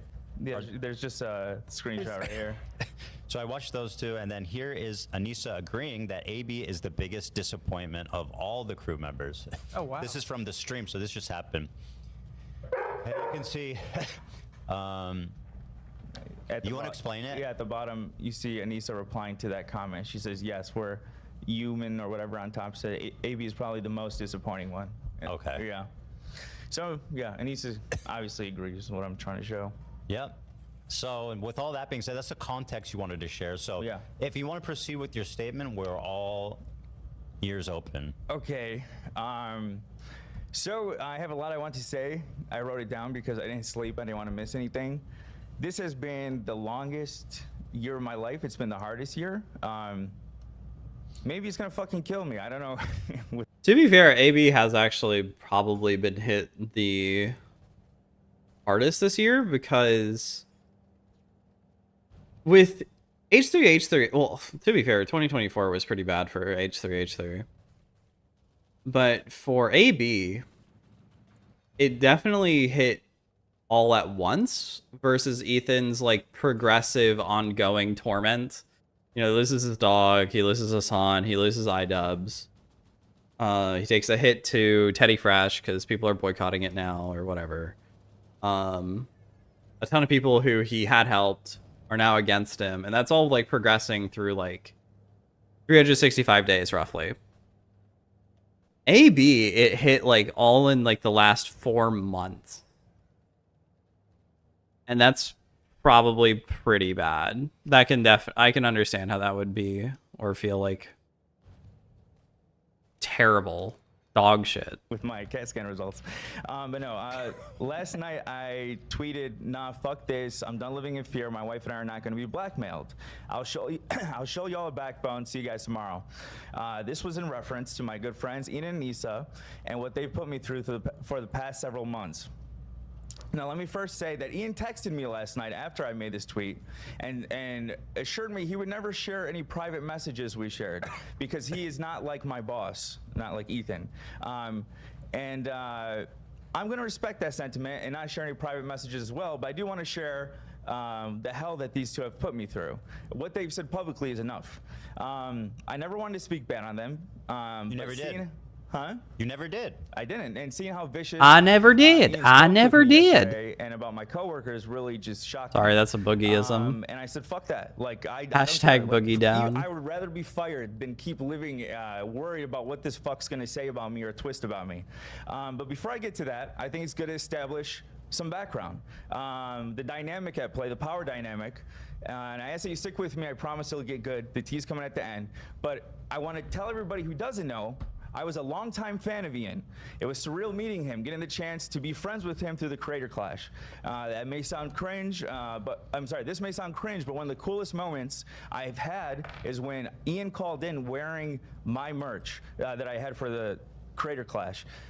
That was so cool to me because my first video, I was wearing IDubbbz merch. Because I was a fan. I was broke at the time. I bought his merch. I wanted to support him.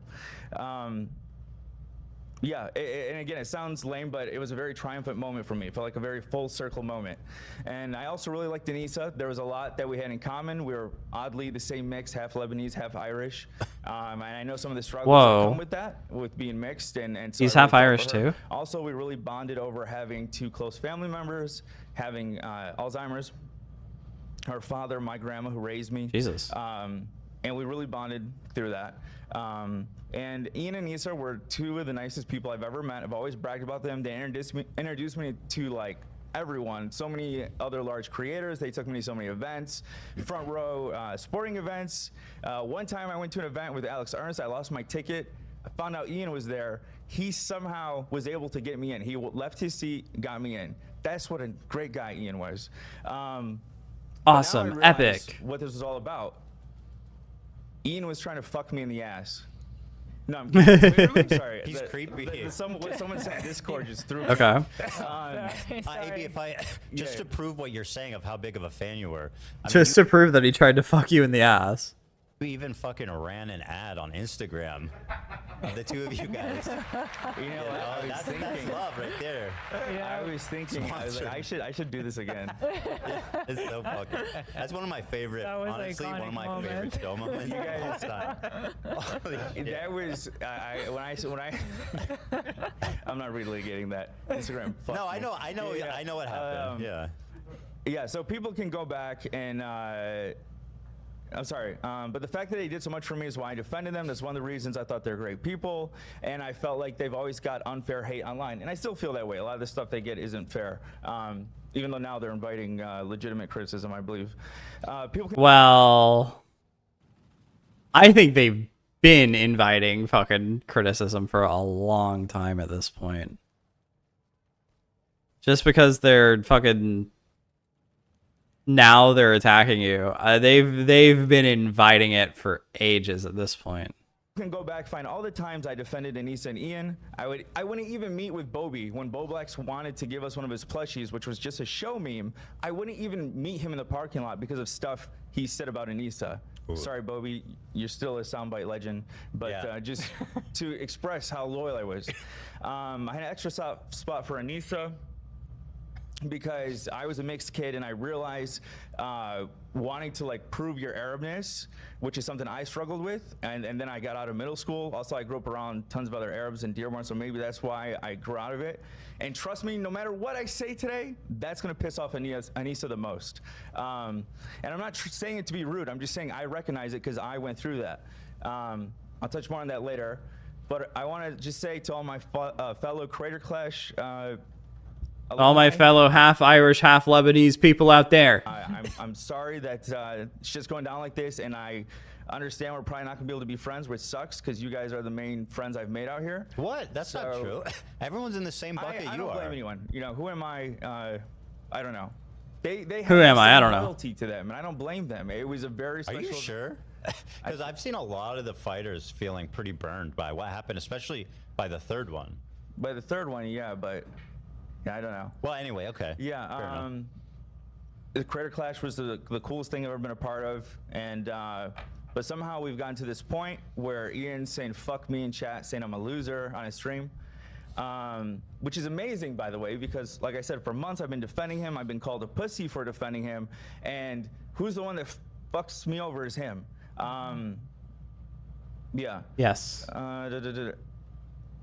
Again, I don't know. This is so weird coming from AB because, like, well, not weird from AB specifically, but just because, like, this is something most people saw coming from a mile away. This is something people have been talking about for ages now because, like, IDubbbz is deranged. He just is deranged.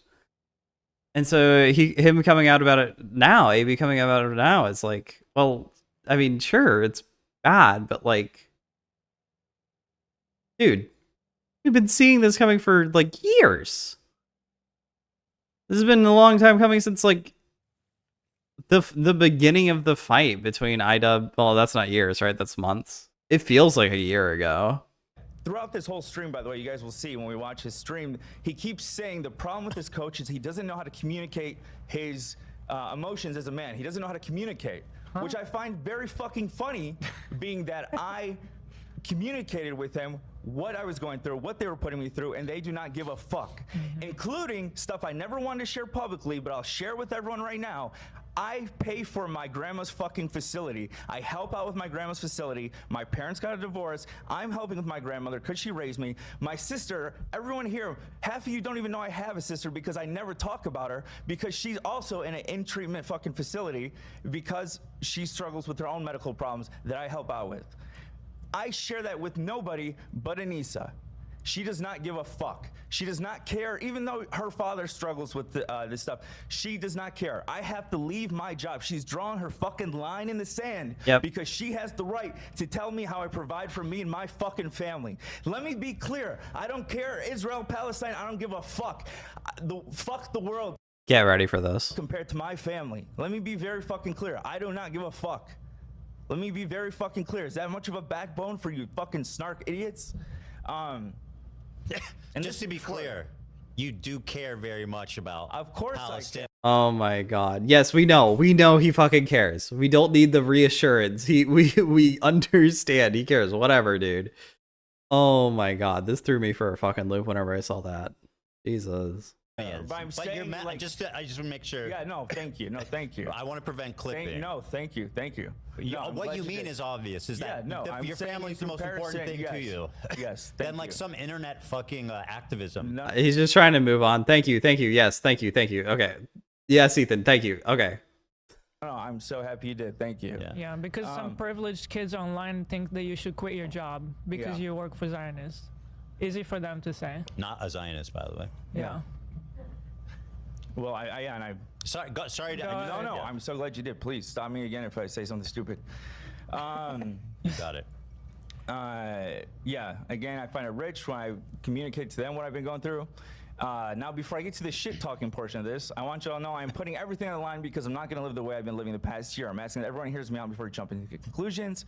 I've tried so hard to keep the peace between Ethan and Ian in the beginning, and it's led to the worst fucking year of my life.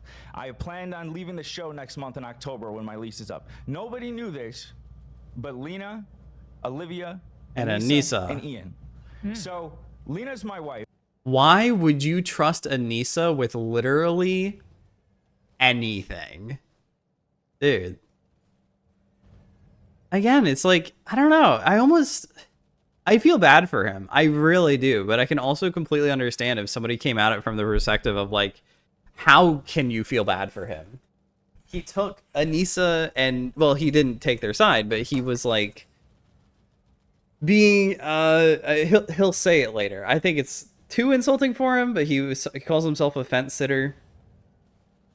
And it's like, dude, how can you, I can get why people think like, how can you be upset for AB?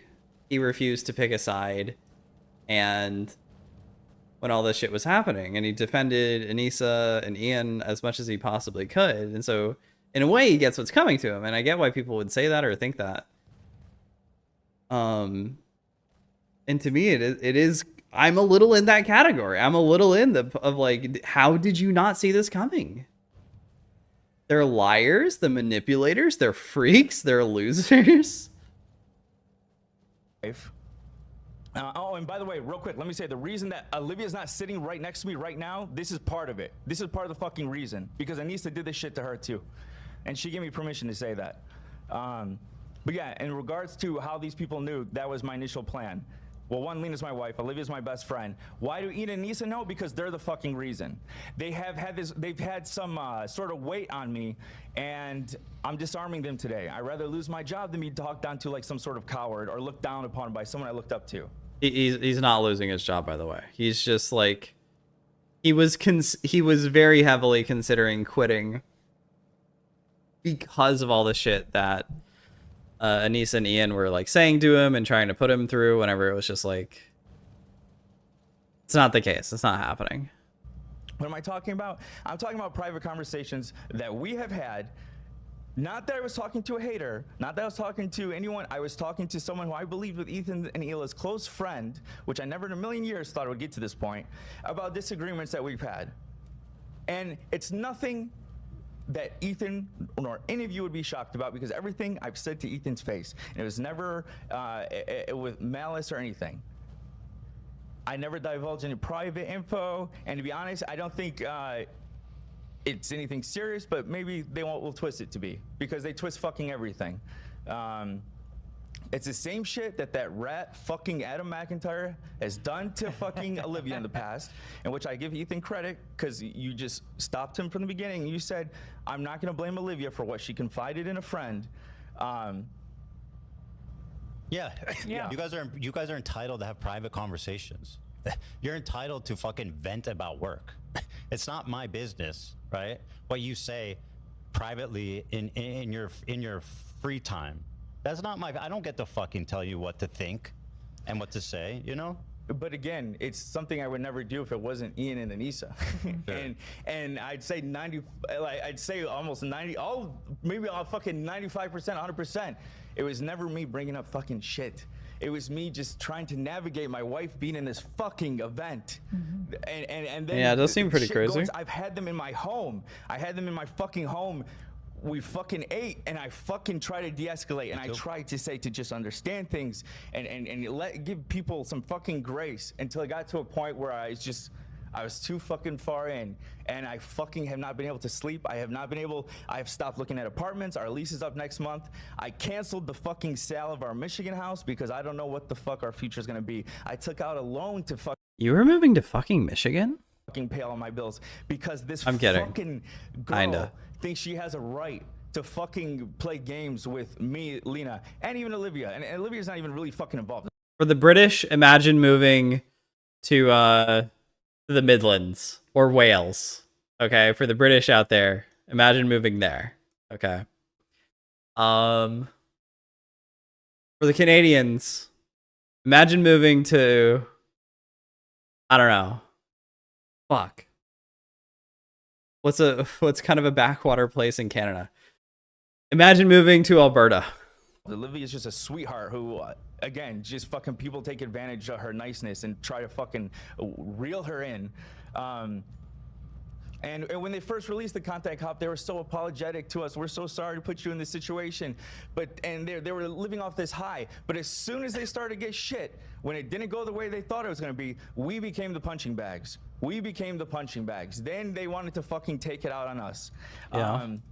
And it's become basically leave your job or you're dead to us. The hypocrisy might fucking kill me. They don't care about my grandma, as I said. They don't care about my sister. Also, for the record, Ian and Issa, if you wanted to hurt me, just saying you don't fuck with me was enough.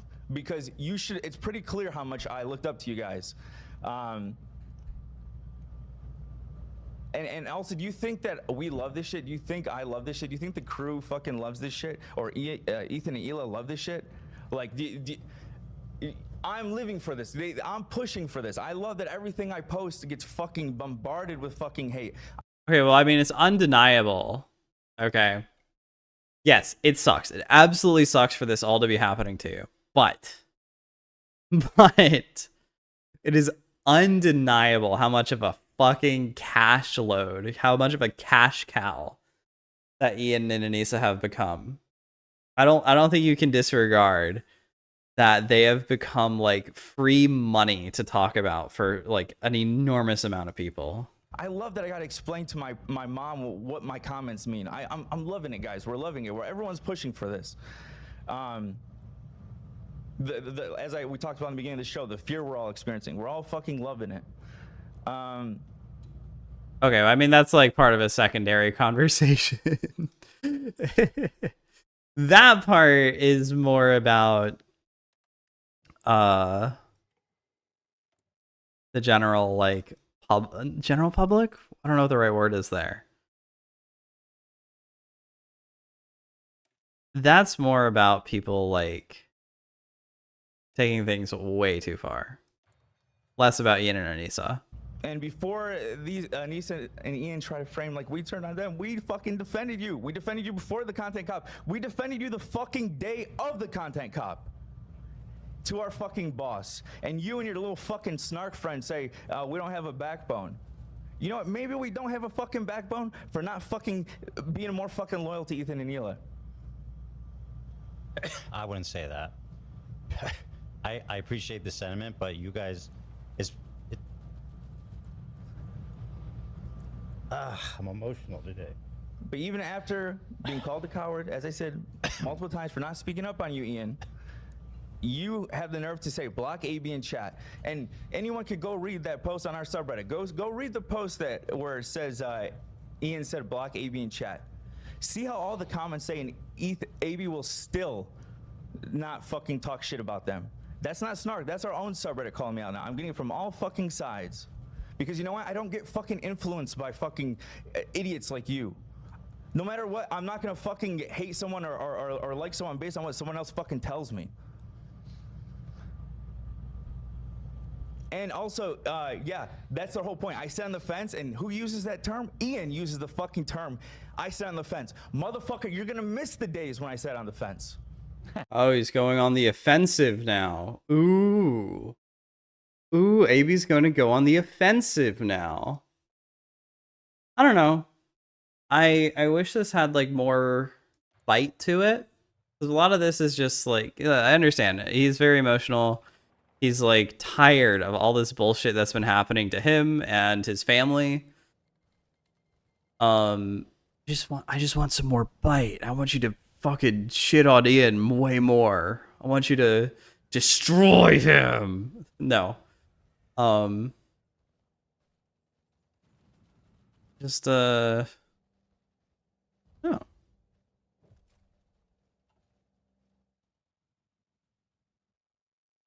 I just think like he's saying that there's going to be bite. I really hope he follows through on that. And by the way, let me be clear. You changed it up on us because we didn't speak up. How did this whole fucking beef start again? What was your famous fucking line? Our silence means something. Our silence means something. That applies to you. You could use that when CPS and everything's involved. But us, we have to speak. We have to leave our jobs. Fuck our family. Oh, were they actually pushing for fucking AB and Lena to leave the fucking H3 podcast? That's extremely deranged. That is insanely deranged. That's kind of fucking crazy. And you're what's it all about? You're using us because you can't hurt Ethan. That's all it fucking is. I'm not stupid. I know you've scared everyone else off on Twitter. Me, whatever, for whatever fucked up reason, I don't care. I'll still post. And I'm not stupid. I know all this fucking comments are because Ethan's on Twitter, so they're using me. And so what did I do? I said I couldn't live this way. I told you guys I'm gonna leave in October when my lease is up. I just couldn't live this way. Maybe I'm just overthinking. I am very anxious. Maybe that's why. Knowing that, you still talk shit on stream. You know why you did? I think you did because Ethan made fun of how many viewers you have. I think you wanted to fucking come at me now. Less than 100.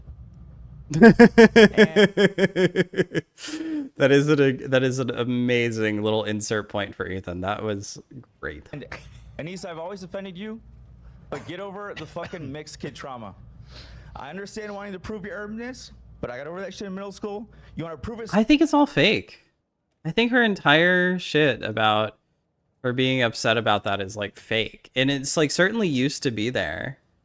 And then she talked all these videos, like she was using YouTube as like a therapist to get through these things. And it seemed to have worked, and then it all got brought back for some reason.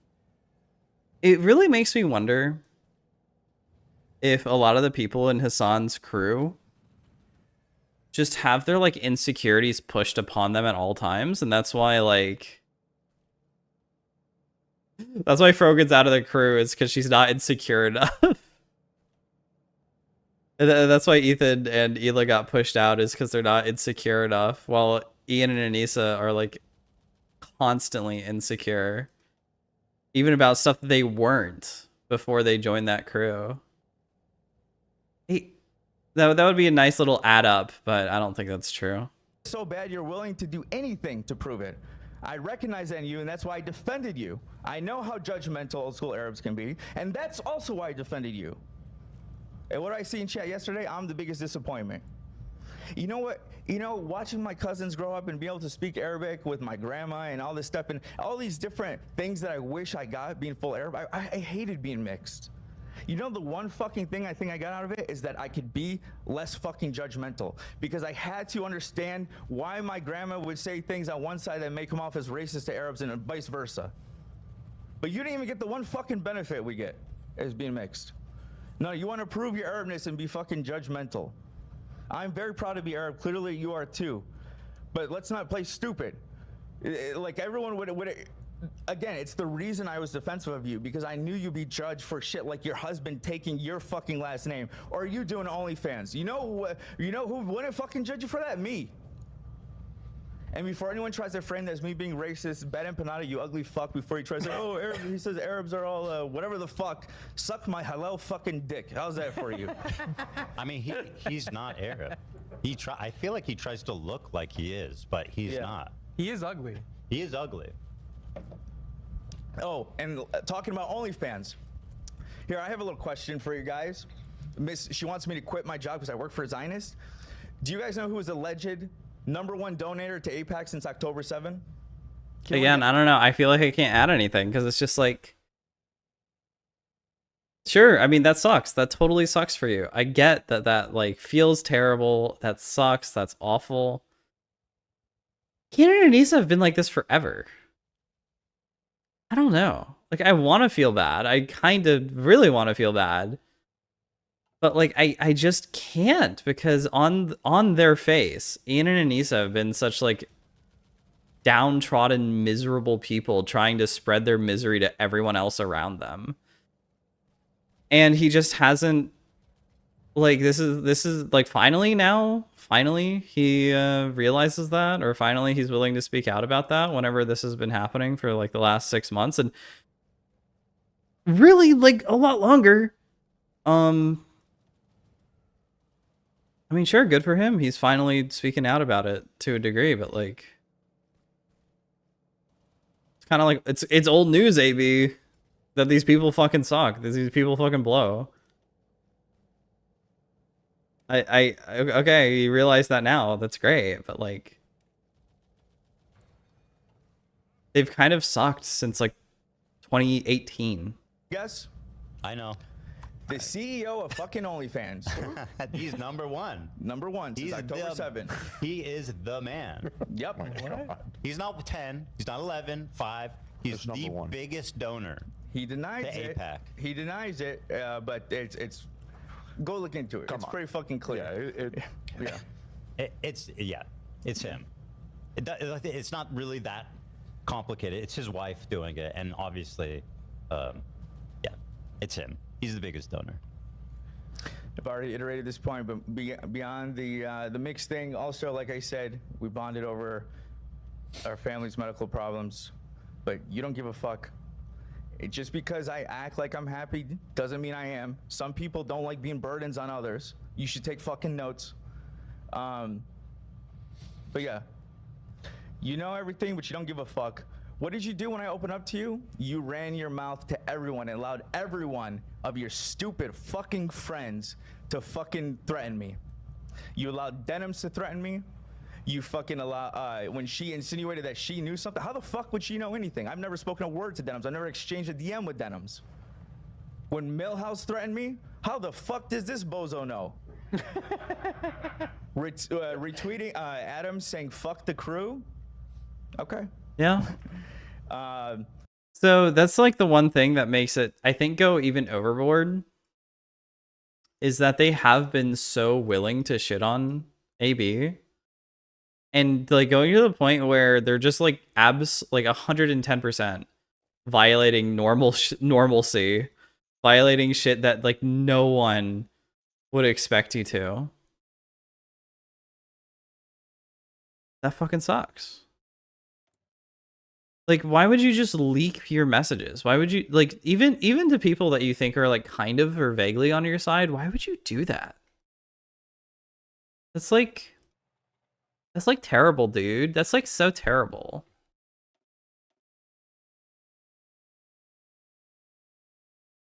And that, like, I don't know. It just,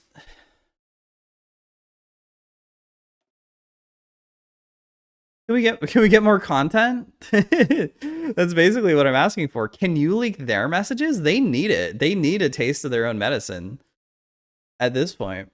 I'm not saying that because I want the content. Totally not. But they've just been like disrespectful people. They suck. They blow. They're awful. It would be really nice if that fucking happened. Oh, by the way, Millhouse, let me cut you off and say, hey, let me tell you, bro, as a Lebanese man, we accept you. We don't accept AB. Hey, really he doesn't even speak Arabic. Here. Tell me how my Arabic is with that. That probably means like suck my dick in Arabic or something. Frogan, let me clarify with Frogan and this whole narrative of like, oh, you're a coward. You switched up on Frogan. Let me tell you how many times I hung out with Frogan. Zero. I, as an Arab, wanted to help her out when I found out she was coming out here. When she ran for Rising Star, me and Lena made custom shirts. Frogan better win or we riot. When I did a PowerPoint about Dearborn, I just inserted her. Any attention I could help her with. Creator Clash, I fucking gave her a ticket. I'm the one that got her fucking VIP access. Fuck me, I didn't know Anissa would be attracted to her scarf. Like fucking, yeah. Anyways, yeah, I want to support her as a fellow Arab.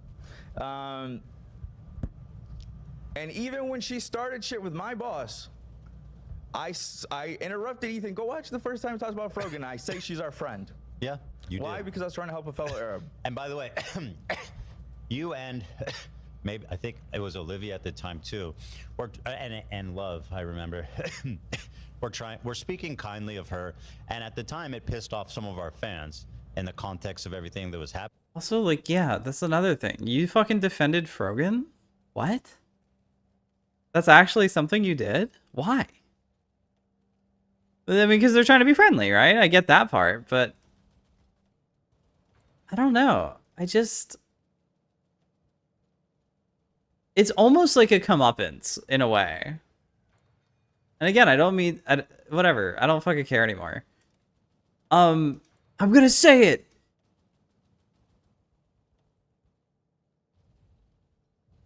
It's like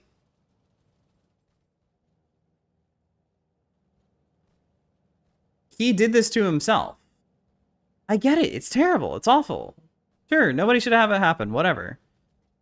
You befriended these terrible people. And you maintained your friendship. Even through all of their...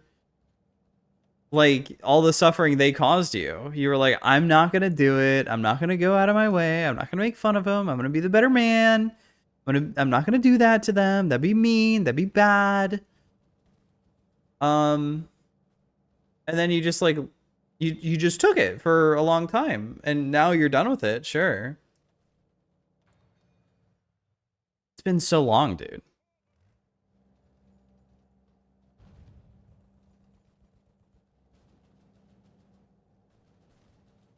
I don't know. Happening. But once again, I completely empathize with the situation you guys are in, you know, because you're right in the middle of something and you're being judged on both sides, and it's really hard to know. We all want to do the right thing, and it's really hard to know what the right thing is to do, right? And that's all any of us are trying to do is the right thing. We've been judged by both sides, but only you and Hila have treated us like fucking humans. Like, could give us any sort of decency. And, you know, and again, this might accept you, Hassan too, and that's why to this day I haven't talked anything about Hassan. To his credit, he has said the crew is in the situation. I have nothing, you know, nothing to say about them. Maybe he'll get bullied into it after this and talk about me. But until then, that's why I haven't said anything. And last week, whenever Millhouse did a fucking fundraiser stream, even though he's talked constant shit, said me and Leon are pathetic, all this shit about us, I still donated. And they say, oh, he did this, but we don't forgive you. We don't go, bro. He sounds like a Lebanese Logan Paul. I don't know how the fuck people listen to it. I don't know, bro. And then he repeats the same fucking Just to be clear, you said you don't know how people listen to him? They don't. True. Nobody listens to him. True. Well, he always says, H3 refugees, come over here, bro. But anyways. Yeah, of course. Snarkers are the only ones who would fucking endure that. All this shit he's talked about me and Lena, I donated to his stream because, and people said I was doing it because I wanted forgiveness from the snark, or I wanted to be absolved of my sins. I don't give a fuck. It's a blessing that none of you are ever gonna be in my fucking audience. The reason I did it, one, because I know it's hard to believe, it's an important cause, okay? I'm very sincere about what's going on in Palestine, about caring about it. Two, I think it's important when everyone is framing us, no matter how true it is or isn't, as being divisive. I think it's important to show that we can put our differences aside and still support a good cause. And he said that, Anthony actually said to Mike, oh fuck, I said his real name, I'm so sorry. Button.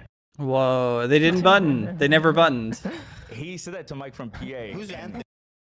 Like, genuinely, that's the first time I think I've heard middle name or something. Okay, so Anthony. So I can't believe there's an Arab guy and his name is Anthony. That's like an Italian named Muhammad. That's like a Roman guy named Muhammad. That's crazy, bro. That is probably like, look, I think almost everything AB's gotten is like completely undeserved.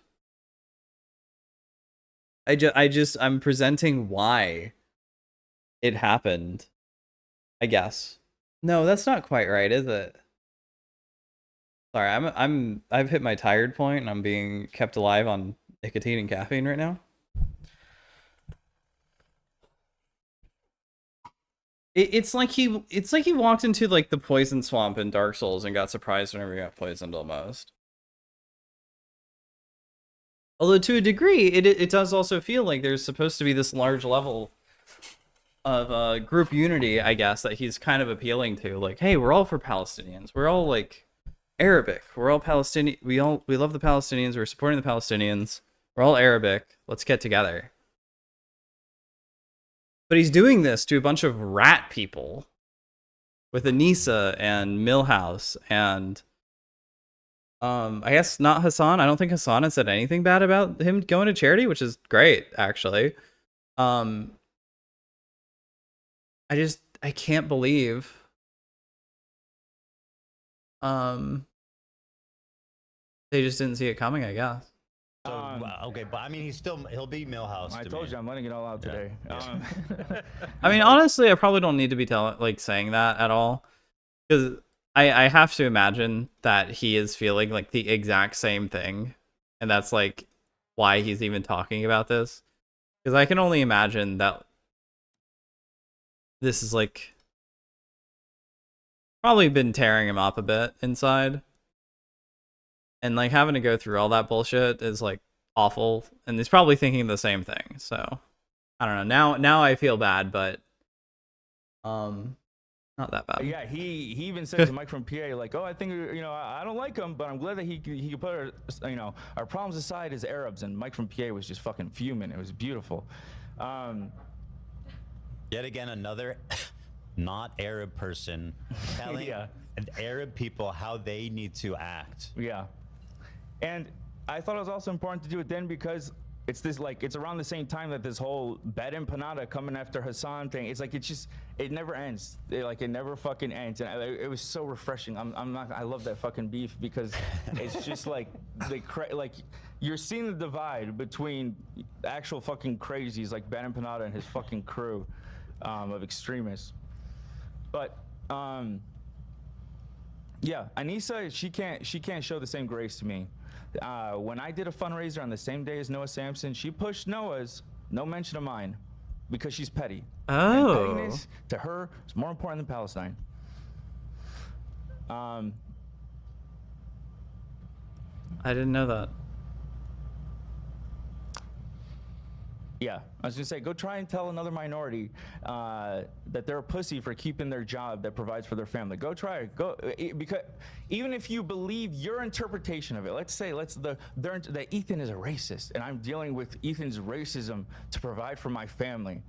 I'm fucking spineless. Can you seriously put yourself in the shoes of telling another minority that, like, or telling someone, or telling a black man that you are a coward for providing with for your family by dealing with racism? Again, it's not true, obviously, but I mean, even their fucking premise is so fucking fucked. It makes no sense. Yeah.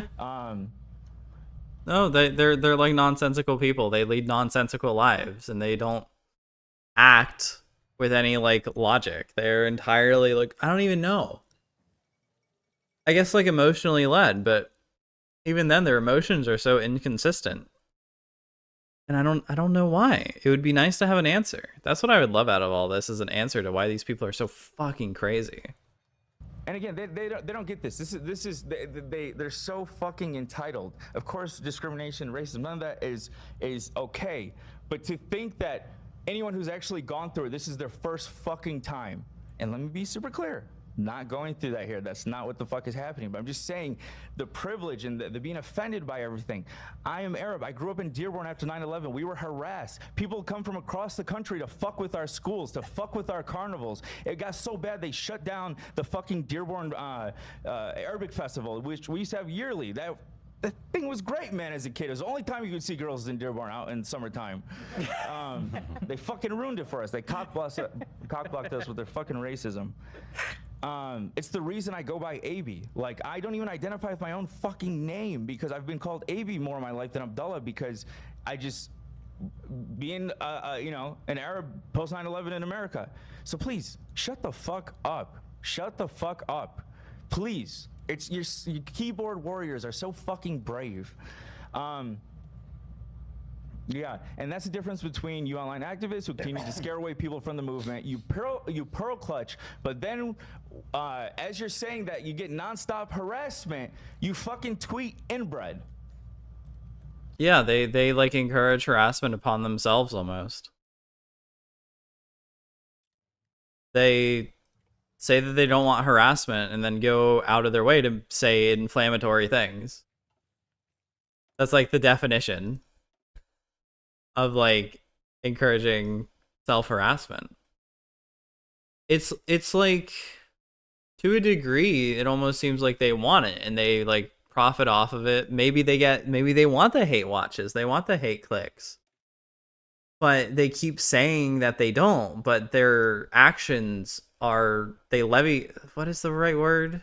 They act in a way that makes it seem as if they want all this negative shit to happen to them, which is so like deranged and insane it feels like to say, but like I don't see it in any other way. I don't think it's possible, because they're so fucking crazy with it.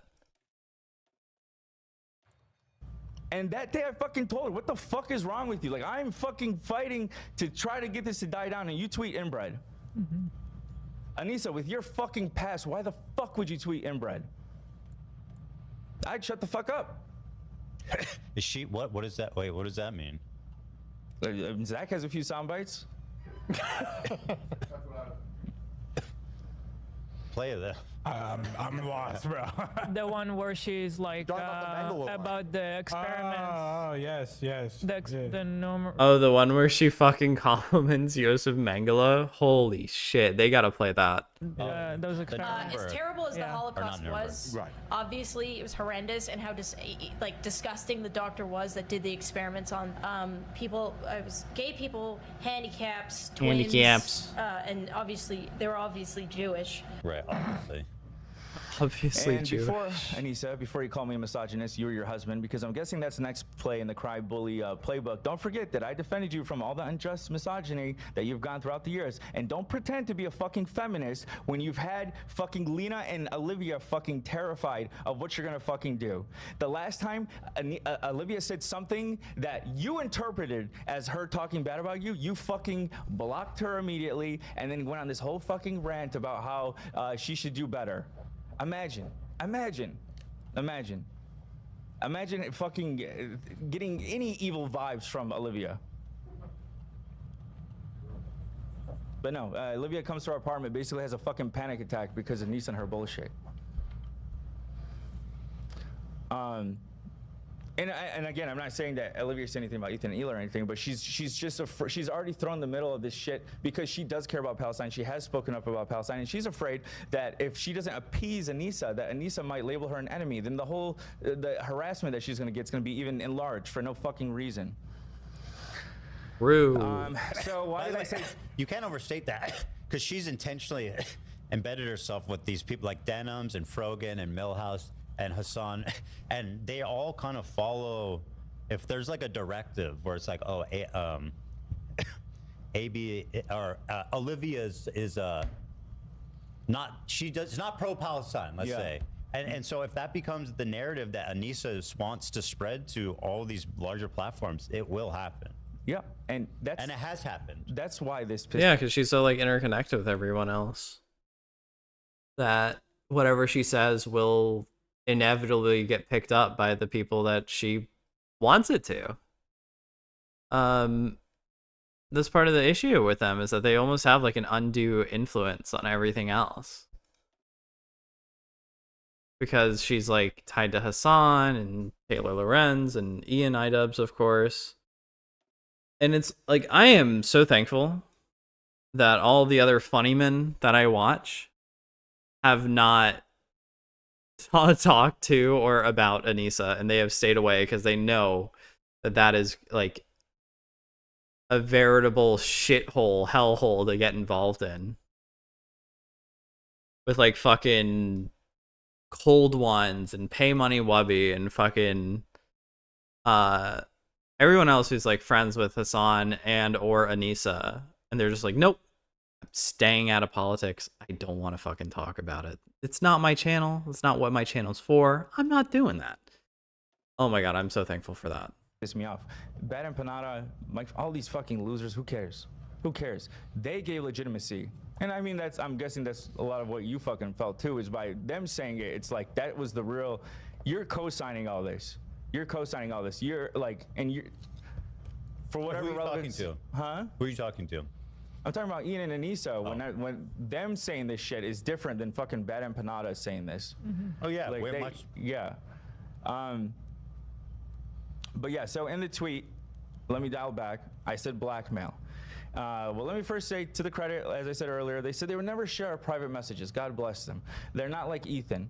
But let me ask you guys, the audience, or you guys could decide about the situation. You tell me how you would label it. I don't fucking know. Is it directly blackmail? I don't fucking know. But it's like, leave your job, or we're gonna talk shit about you, and you can't respond. You can't respond to it. You just gotta fucking take it. So I don't know what that is.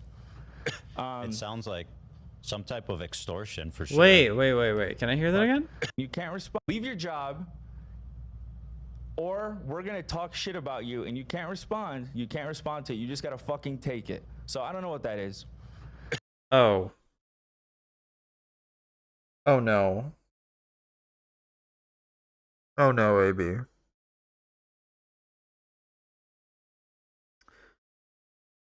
Well, they're talking shit about you anyways. That's not really blackmail. They're going behind your back and sharing all this anyway. I don't think it's blackmail. I don't think that's extortion. It is very shitty of them to do. That is extremely shitty of them to do. But calling it blackmail or extortion is yeah, that's a bit too. That doesn't make sense. It sounds like some type of extortion for sure. Or I mean, I don't know if it's illegal, but it's definitely unethical that they're, you know, they're saying do this or we'll do this. I mean, it's pretty basic. And I'm not stupid. I know why the fuck me and Lena Rip are Charlie. Oh, what? Yeah. Targets. Because it goes against their fucking narrative that you're this super big racist when you have two Muslims looking at you every day right in front of you. And just they want you alone. They want us all to quit. Me and Lena are a two-pack. So I know why we're so targeted. But yeah. Going back to the blackmail. Yeah, it's because they it's because you're easy target. It's because you guys, one, they just don't speak up that often, and two, they're so like politically aligned that they think that they won't speak up because that's how Ian and Anissa view everything now. Is like, if you're in my political camp, you're one of the good ones, and if you're outside of my political camp, get out, leave, never come back. And so for AB to be in there, and he's like chilling out,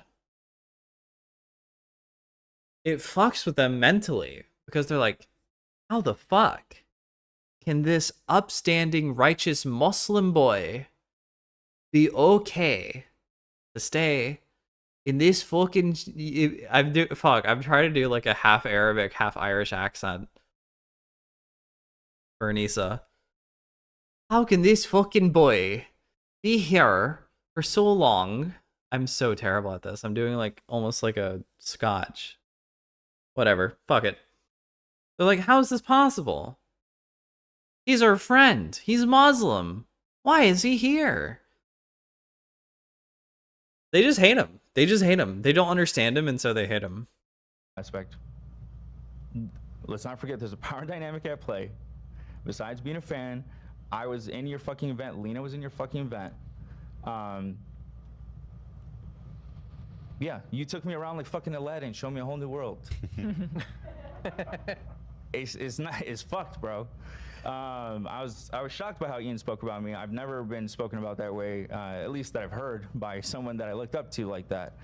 I mean, you're literally from the streets. What does that mean? I set my mom with you guys at our live show. Like, I insisted on it because of how much I bragged about you two.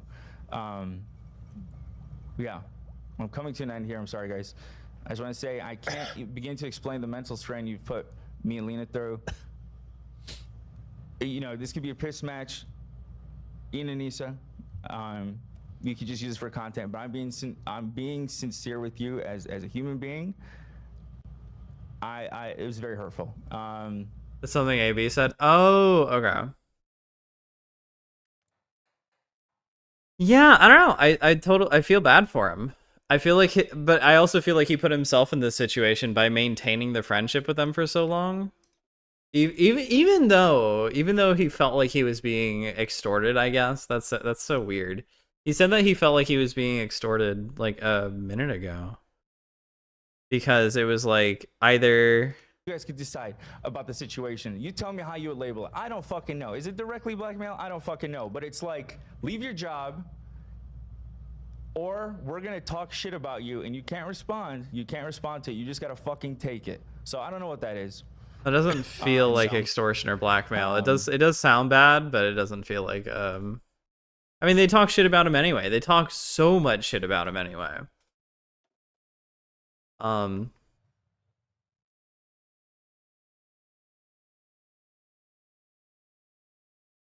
I lost my train of thought. Dude, my train is derailing. I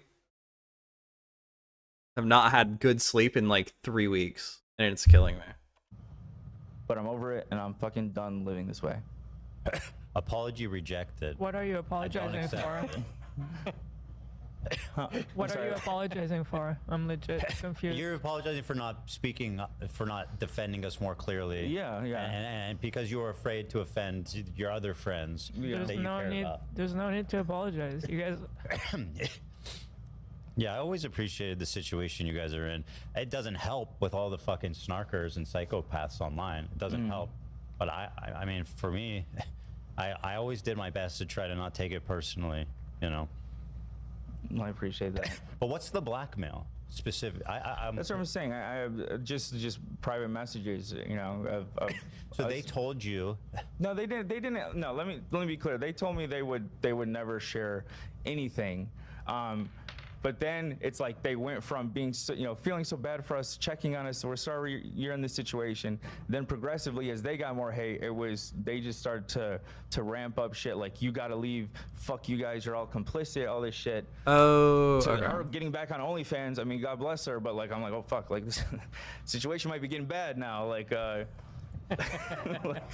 yeah, that's been crazy, dude. Their financial situation, they're like blasting back at people who are like very confused and kind of making fun of their fucking financial situation whenever they are having trouble selling their house. They moved back in with Anissa's parents. She restarted her OnlyFans despite being anti-Israel, and the owner of OnlyFans donating, like being the top donor, was some like APAC. I don't know what that is, but they seem to think that it's like a pro-Israel charity. And now they're like doing a shitload more content. Like Anissa's on OnlyFans, IDubbbz is on Twitter, and I guess he's trying to do like monthly uploads. Dude, they are in a disastrous financial position if they're actually trying to work, whatever their version of work is. I don't know. It's just so wait. Just to turn off your phone. It's a podcast. To clarify, this is not what podcasts are. Privately, to quit your jobs. I don't know what they told Olivia, but yes, Anissa has told me many times that privately that you should quit your job. Yes. Oh. Okay, that feels bad. That feels like, could that be extortion? Could that be extortion where it's like, quit your jobs or else we will unleash like a torrent of reputation destroying information on you? What information do they even have that would like destroy his rap? She should get a job. True. She has one. She works for APAC. Yeah, the biggest Zionist. Allegedly. Yeah, the biggest Zionist the world has ever known. What's he donated, like 12 million or something? 11. Jew. Yeah. Jew.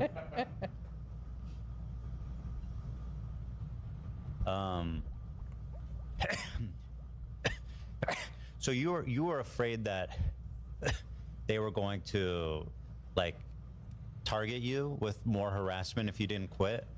Yeah, or potentially leak messages we had and try to fucking blow it up and say like or like, look what you said about Ethan privately. Look what you said, and Ethan AB doesn't, you know. But that's the thing. It's like it's all shit that like we've talked about on the show. I'll tell you right now, whatever's in those messages, I don't care. It would have to be pretty bad for Ethan to care, I think. But it is weird for him to be worried about it, I guess. But I'm not sure, like, I'm not sure why he would care that much. I don't get that, because I don't complain about my boss, and maybe some people, like, really, really shit on their boss if they don't like him. But even then, it's always been to my knowledge that, like, H3H3 has been, like, pretty decent. And maybe he's had complaints about their, like, Israel-Palestine conflict, or, like, maybe even AB agrees with Hassan more on the inside. But even then, that's fucking crazy. To literally be like, quit your job or I'll release your text messages. That's what I'm getting across. That could actually be pretty bad. But even then, like, I don't know. I don't want to take the stance of, if they're not that bad, leak them anyway. Leak them yourself, so they have no power over you. God, did you hear that? My fucking shoulder just snapped. I'm getting stiff. Huh. Jesus.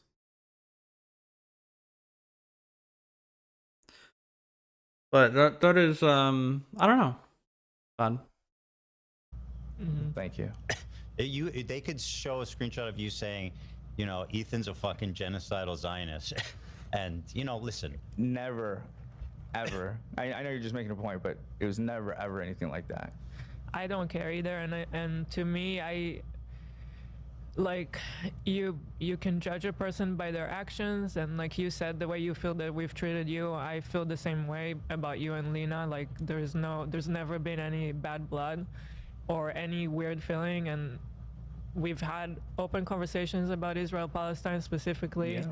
And I'm aware that some things we can agree on and some things we cannot agree on, and that's fine. But you guys have always been like family, basically. Thank you. And it's not, And that, just like Ethan, I couldn't care less what they have in their messages with you. and that was the main part of it. It wasn't, you know, Ethan's, like he showed, he's been very understanding, like with the, you know, other situations. And I never thought I couldn't tell him, but it wasn't like just the fear of like being fans. fired. It was, or the fans. No, Probably it's just like we look at you guys like family too, and we, you know, the thought of you guys, you know, we owe everything to you guys, and betraying you guys, it's just. You never did. But you haven't. I mean. And for me, in my mind, like I said before, you guys are entitled to live a private life.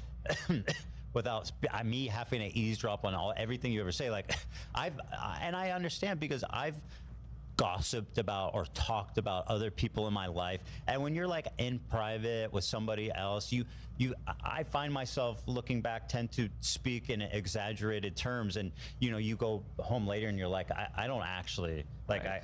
I don't actually, or you see them and you're like, I don't actually like hate them as much as we're just fucking venting, right? Yeah. So it's like none of my business, honestly, whatever venting you do about me in your private life.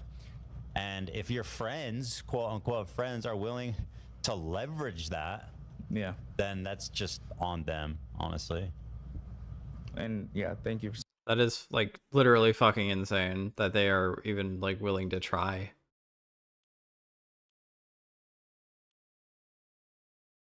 Again, though, this is what I was saying like before.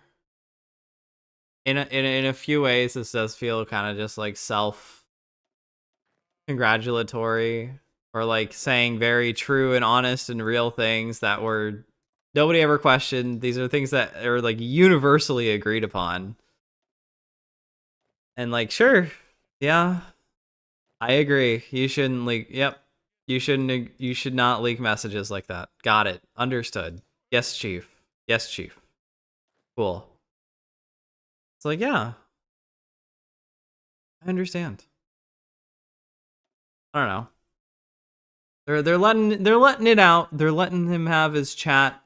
They're letting everything kind of out, and like, all right, AB, get it out there and everything. Saying that, and again, it was nothing, everything. It was never ever like that, like hateful or anything like that. Yeah, and yeah, that Is that too cold? Is that too mean? I don't know. I kind of feel like it is, but I also feel like we've been talking about this for a while now. By the way, what? You've never talked shit about me privately, have you? This is the first time Dan has talked, and he's like, "You didn't talk shit about me, did you?" Honestly, that's awesome. I don't think I said anything at home that's less rude. No, we love you, Dan. Are you sure? I've never said a bad word about you in my life. I did. Hila's gonna expose me. He's gonna put the emails out, the text. I did privately call Dan the N-word a few times. Whoa. Whoa. That is stunning. What a revelation. Wow, I wish that were me. Why would you want that? Why would you want that? It's horrible. Finally. Podcasting is. This is not what podcasts are. So, are you leaving? Yeah, are you leaving? Will you be here in October? I would love to stay if you'd have me. I would love to fight this war to the end. Even if you. Yeah, this is just like, why did you even bring up the idea of leaving? If you're not going to leave, or if you had thrown away the idea, it feels like something that should be kept private, because now it's gonna just lead to a bunch of like. It's just a bunch of patting on the back. It's kind of circle jerky. Like, I feel bad. I totally do for him. And he went through a ton of shit. That was a good story to tell.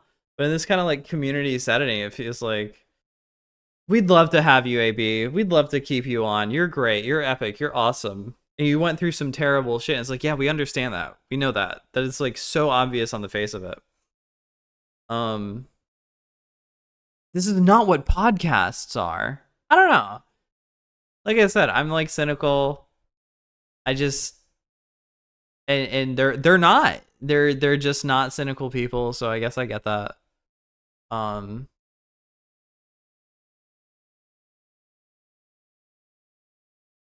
to me,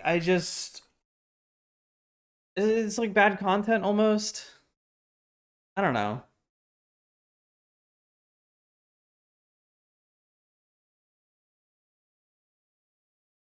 I don't like listening to this type of thing, really. That's probably a big part of it, is I don't like listening to people just talk about their problems. And then it turns out that they don't really have a problem anymore. That doesn't mean he's like, I don't know. I almost feel like I'm thinking like them now. It's like, oh, that's valid. That's true. That's valid.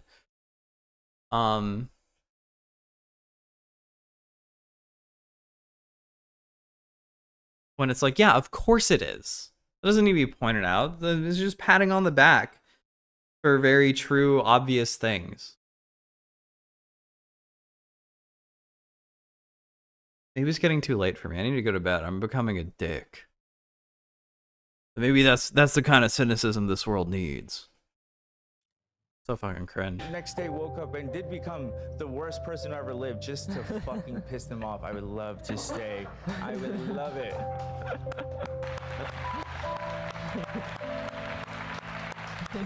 Like, okay, so here's how I would do it, since this is pretty much over. I would keep basically everything, because it's important to him. I would keep the shit about being like mixed race, Irish, Arabic. I'd keep that in there. That's great. For him. I wouldn't do it personally because I'm not Irish Arab. So then I would talk about like the journey, basically, from saying nothing when Anissa and Ian came out with the content cop H3H3, and then I would talk about like what's going through my head, why am I not talking about this, why am I fence sitting, in his words. Talk about all the people around it, which he did, that's great. And then I would start punching immediately. I would bring out all the failures about IDubbbz, everything that he's criticized you for, everything Anissa's criticized you for, and bring it out there front and fucking center. And the only punch here was about like Anissa's OnlyFans, which is so fucking crazy, by the way, that they're shitting on her OnlyFans just in a way that's like acceptable in their sphere. And I would be like, fuck, what's one that would be good from AB's perspective? Ian, I looked up to you. You were a great editor. I loved your videos. And now to see you sink to the level that you have of horrible editing, of terrible, terrible commentary with nothing of value to say, except for to get your whatever ghoulies you've got left going so that you can make another buck just to pay rent to Anissa's parents while I'm here. And I can't believe, Anissa, I can't believe I even fucking felt threatened by you. I can't believe I was such a fool idiot to feel like I had to give up my prestigious, valuable position to all the people around me because I not only enhanced their podcast, but I enhanced their fucking lives.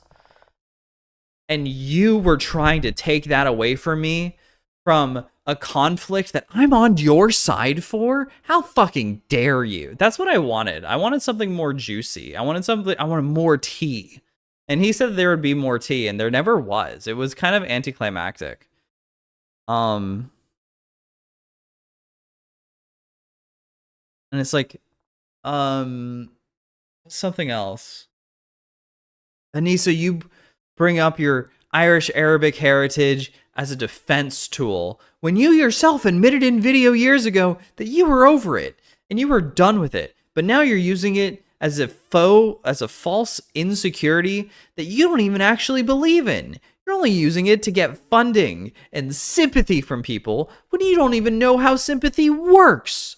IDubbbz unlocked empathy. Not really, but he says he did, and you didn't even unlock sympathy. You're fucking 40 and you haven't unlocked something like that. That's what I really wanted. I wanted like a blowout bomb on fucking Ian's house. I keep almost saying Ian McCollum, but I like that guy. I think he's cool. I like Forgotten Weapons. Like the closest thing that he said was like suck my dick in Arabic to the Millhouse or Anthony or whoever the fuck. I don't even know what channel he's talking about. And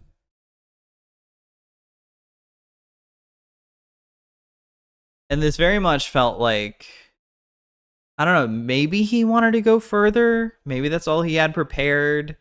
Maybe he got to a point where he's like, I gotta finish this up. It's been like an hour.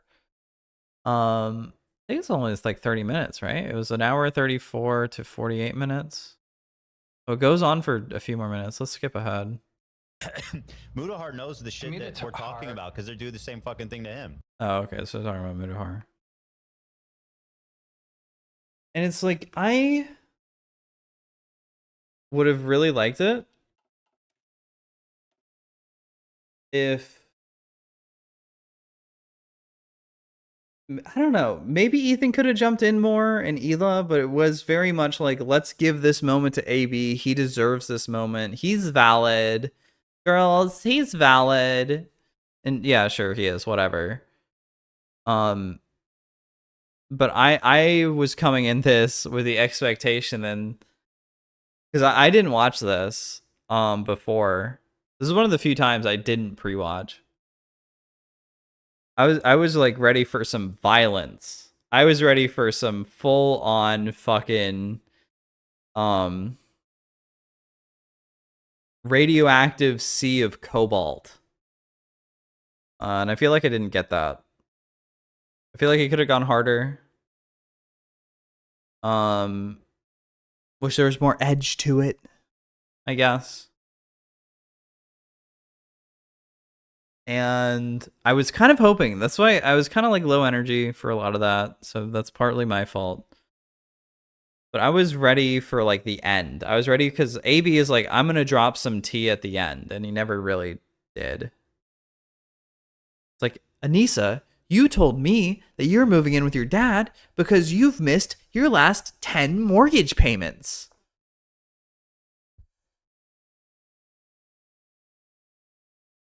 Not because he has Alzheimer's. That's all taken care of by your mom and whatever jobs they had. No, you're moving in with your dad because you ran out of money.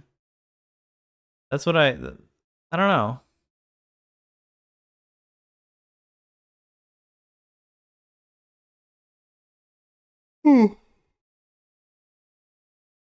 Did they get to any of the rest of the show? This is not my... I don't watch this very often. Okay, I'll put it on as background noise. My girlfriend likes them a lot more. I think they are funny. I like the H3 podcast whenever they're actually like throwing jokes much more often. Responding to the IDubbbz video. Let's watch that. I'm not ready to sleep yet. Ian posted a video yesterday that he's been teasing for a while. So, right? That's between you guys. You don't need to show us these cute... you don't need to show us this try-hard picture of you guys doing a heart together. But, you know, like, if you say... Whatever, you guys can be in love. I don't care. Isn't this like the 100th time that he's already talked about this too? I swear, guys, we love each other. Look at these pictures. I love everything about her. It's like, bro, I'm doubting. You got me doubting. I love everything about her. I've only grown to love her more. You don't love her food? Oh, see, I just debunked you right there. I saw you literally spit out a piece of pie. He did do that. He did fucking spit out pie on the live stream. Do I comment on those? No. My jokes are immaculate. No. Just his. But thank you. Okay, gotcha. Thank you. I understand. Okay. I appreciate the acknowledgement of my humorous remarks, which confuse Ian and disturb him.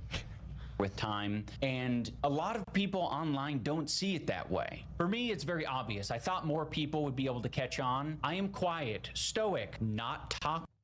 He did call himself stoic. Dude, I feel like every single time I watch his video, I find something new cringe that he said. Jesus. This guy, people love this. He called himself stoic in a video, in a series of videos of him bitching and crying, literally crying on camera. If Marcus Aurelius could see you now, he would fucking off himself. Yo, shout out Meditations. Dude, I read that a bit ago. It's pretty good. It's basically just Marcus Aurelius's fucking diary, but it's a fun read. If this is what stoicism is, this is not what stoicism is. Boy, howdy. I love it. He thinks he's stoic. He thinks he's stoic. Who says that about themselves? Yeah, I mean, he is the king of stoicism, right? It's the opposite. Isn't this something that somebody would describe someone else, but like you don't say that about yourself, right? It's self-congratulatory. You're like, I'm stoic. I'm stoic. Which is like, I think generally sound is used like it's a good thing, right? Yeah. It's like respectfully quiet, shrewdly quiet, right? Bearing the load of life and keeping it to yourself. I am stinky. I am boring. He bears load? So true. Here's the dictionary definition. You tell me if this sounds like Ian. A person who can endure pain or hardship without showing their feelings or complaining. No way, dude. Yeah, holy shit. You're not stoic. You're fucking you're the jester. No, he's not that. Actually, the jester. Okay, well, to be fair, in Meditations, Marcus Aurelius feels like he literally can't talk to anybody because nobody else even has like half of an idea of what he's going through, which, to be fair, I think he thought a lot. I think he was an overthinker at a time when everybody else had their brain corrupted by lead. But he was in pain, I think, a lot and talked about it, but only in his diary to himself, to literally no one else. Had a very revered role in the King's Court. Jester's funny. Yeah. No, so He's I mean, funny. you know what he is? He's the pot maiden. What do you call it? The one who fucking throws out the shit pot. The chamber pot. The chamber. Yeah. That's a dignified job too. That's like a medieval janitor. We love janitors. Thank you, AB. I feel like he's the food tester, right? The one who like tests the poison food. Oh, that's true. That's pretty good. And he's so dumb, he thinks it's a position of honor. He's like, I get to try all this delicious food. You know, he's on the front line. I get to hang out with the king. It's such a great. I'm not getting the joke. Thank you guys for not talking over Nate. For this is a. When do they watch the video again? Social. There we go. All right, go ahead, Ian. You greasy, stinking looking ass. Of that, she is loud, very talkative, social. People struggle. Hateful. She's spiteful, toxic. Toxic. Hateful. Incompetent. Loser. Bully. bullies me on video. To understand that dynamic, I think, especially me being a person who has made a career of talking online. So yes, Anissa. Of bullying online. If his definition of bullying is that loose, that like, then he's got to meet the definition of it. There's no fucking way that he doesn't. He didn't make a career out of talking online. His career is barely holding together as is at the moment with talking online. No, he made his videos from fucking shitting on people's Kickstarters, shitting on the stuff people would send him in the mail, shitting on just people he found on like commentary YouTubers like Keemstar and Leafy and whatever.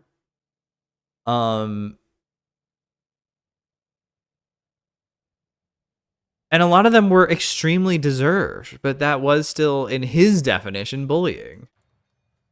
Will oftentimes, like in many relationships, be the more talkative One video on immigration does not make a career. one. We've been together for nearly... How many times is he gonna Nobody explain cares, that? bro. We get it. You're introverted. She's extroverted. We know. We know. It's not fucking rocket science. The problem is that nobody cared. Nobody cares. So far we've learned they love each other and Nisa talks a lot. Yeah. What the fuck is the purpose of this video? Can we get to it? You're not gonna get to it. There's, you tell me when you get purpose. Okay. You can also raise your hand when I understand. Purpose, yeah. Got it. years and Purpose or jokes. You stop it. I'm ready. I got it. all of it has been online for the public to see, and there are still people accusing her of cheating, accusing me of being in an abusive relationship. Well, people aren't accusing her of cheating at the... Well, actually, I guess there was that one time with the song. But most people aren't accusing her of cheating. They accused her of kind of giving you the side eye. Or giving, what's his name? The side eye. Chris Raygun. You? No. I don't think anybody was like, oh, she's cheating on you at the moment. I think there was like a point in time when people were like, oh, she went over to Hassan's house and took photos with his dog. She's cheating. It almost felt like a meme. I don't think that was real. None of this is true, and there is no evidence for any of this except, like, I guess body language experts coming on and being like, IDubbbz is being stoic here, therefore... No. Literally nobody says you're stoic. You're the only ever. one that says stoic. What? Nobody literally thinks that about you. You know, stop it. He's in hell. Okay, hang on. Watch the change there. Watch the change. Now, by the way, he goes, people are saying I'm being abused and she's cheating on me. And he shows these guys, and by the way, these Kino Casino guys. And I've caught some of their coverage of Ian. They're funny, but they're extremely trolly and over the top. They are like the epitome of what an internet troll is. No way, dude. What the fuck? Ian, where's your touch gone? They're trolls? No. Oh, man. I feel like to be a troll, you have to have a degree of post-irony. I haven't watched Kino Casino, but I'm pretty sure they're not placing themselves in that kind of area. Oh god, I am way too tired to even explain where to start with that. Holy shit, dude. Falling asleep. So...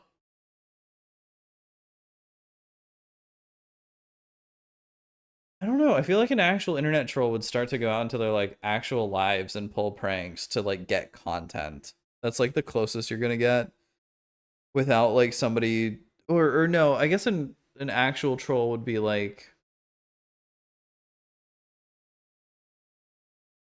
making like a fake Twitter account, becoming friends with them, and then feeding them like false information for them to make like bullshit content. That would be like the epitome of like a internet troll. I'm just like talking. They're just talking shit. But then again, I have not watched Kino Casino. They could be great. They probably are. I've seen clips of them. They're not somebody I watch often. And giving them, like going after them, is quite literally the dumbest thing you could do. You know they were going to be celebrating when you brought them up. Did you have that clip I saw of, of how they reacted? I was just about to pull that up. I sent. I think you sent it in the chat. Yes. In the beginning. Look how they react to Ian bringing them up in a video. Like these people, as someone who's an internet veteran, this is the last person you want to be addressing because this is what they want. This is what they feed on. And by the way, you have zero fan overlap. You are not going to influence anybody to change their mind. Yep. You're just going to feed their families for the next fucking decade. Here's the So reaction true. watch.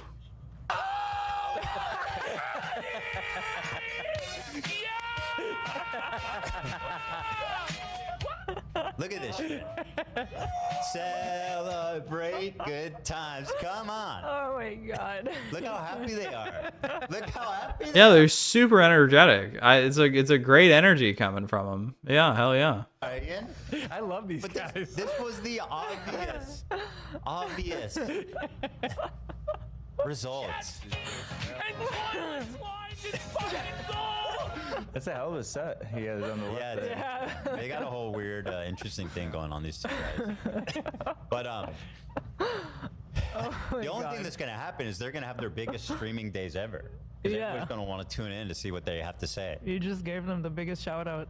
Yeah, so I mean, just wow, just on principle by design, or the theory behind this video is just, it's very dumb. Oh, totally. It's just a bad idea. Well, it's so funny because he starts it out with, I know this is a bad idea. I know this is a bad decision to do this. I'm doing it anyway.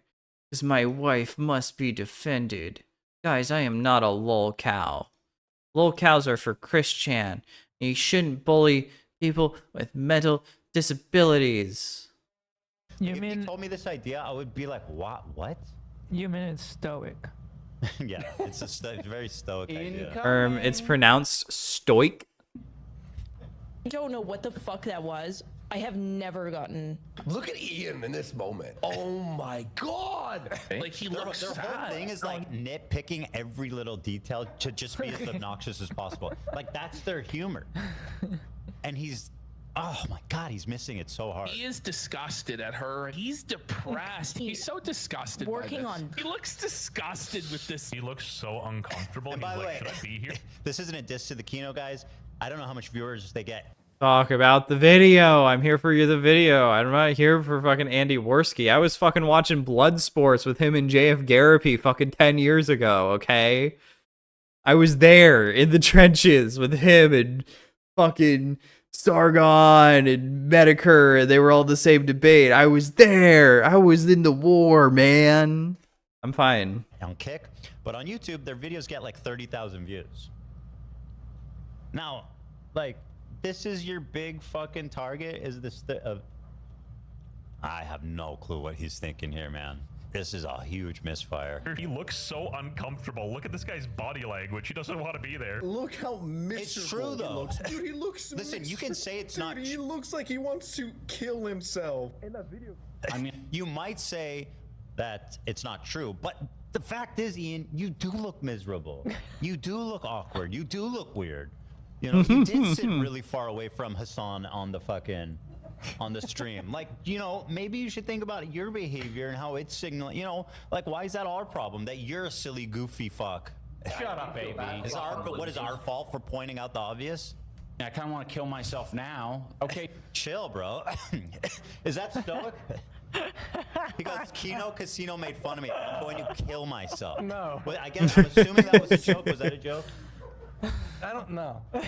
He's actually suicidal. I mean, he just said that because he's like, because that's what PPP said. He didn't say it out of a joke or out of anything else. I think it's literally just mimicry because he saw somebody else being joyful for once. Yeah, my hand's down. I think it was an attempt at a joke. Oh, it was? a joke. But my hand didn't go up, so it's But not. it's so not funny because the heart of the so-called joke is that they're getting to him. Oh. He's telling the trolls that they control him. But if you have to, if you have to explain the joke, is it still a joke? I think it's a bad joke. Okay, maybe I'll put it up halfway. Well, I don't think he's suicidal. Okay. That's not Coming. this video. Yeah. Kill himself. I mean, I kind of want to kill myself now. That's a really good soundbite. No. Aw, come on. I appreciate the feedback. Maybe. I appreciate the feedback. I'd keep it for a rainy day. Yeah, I mean, it's maybe once in a while. You guys are more devious than I am. Wow. Don't say that. I have one boba left that I'm trying to snipe. Got it. Boba down. Boba? I feel like you drinking boba tea? The food tester, right? You already said that. You already said that, Nate. But by the way, it was a really good, funny comment. I appreciate it. Okay, say it twice, King. Okay. You know?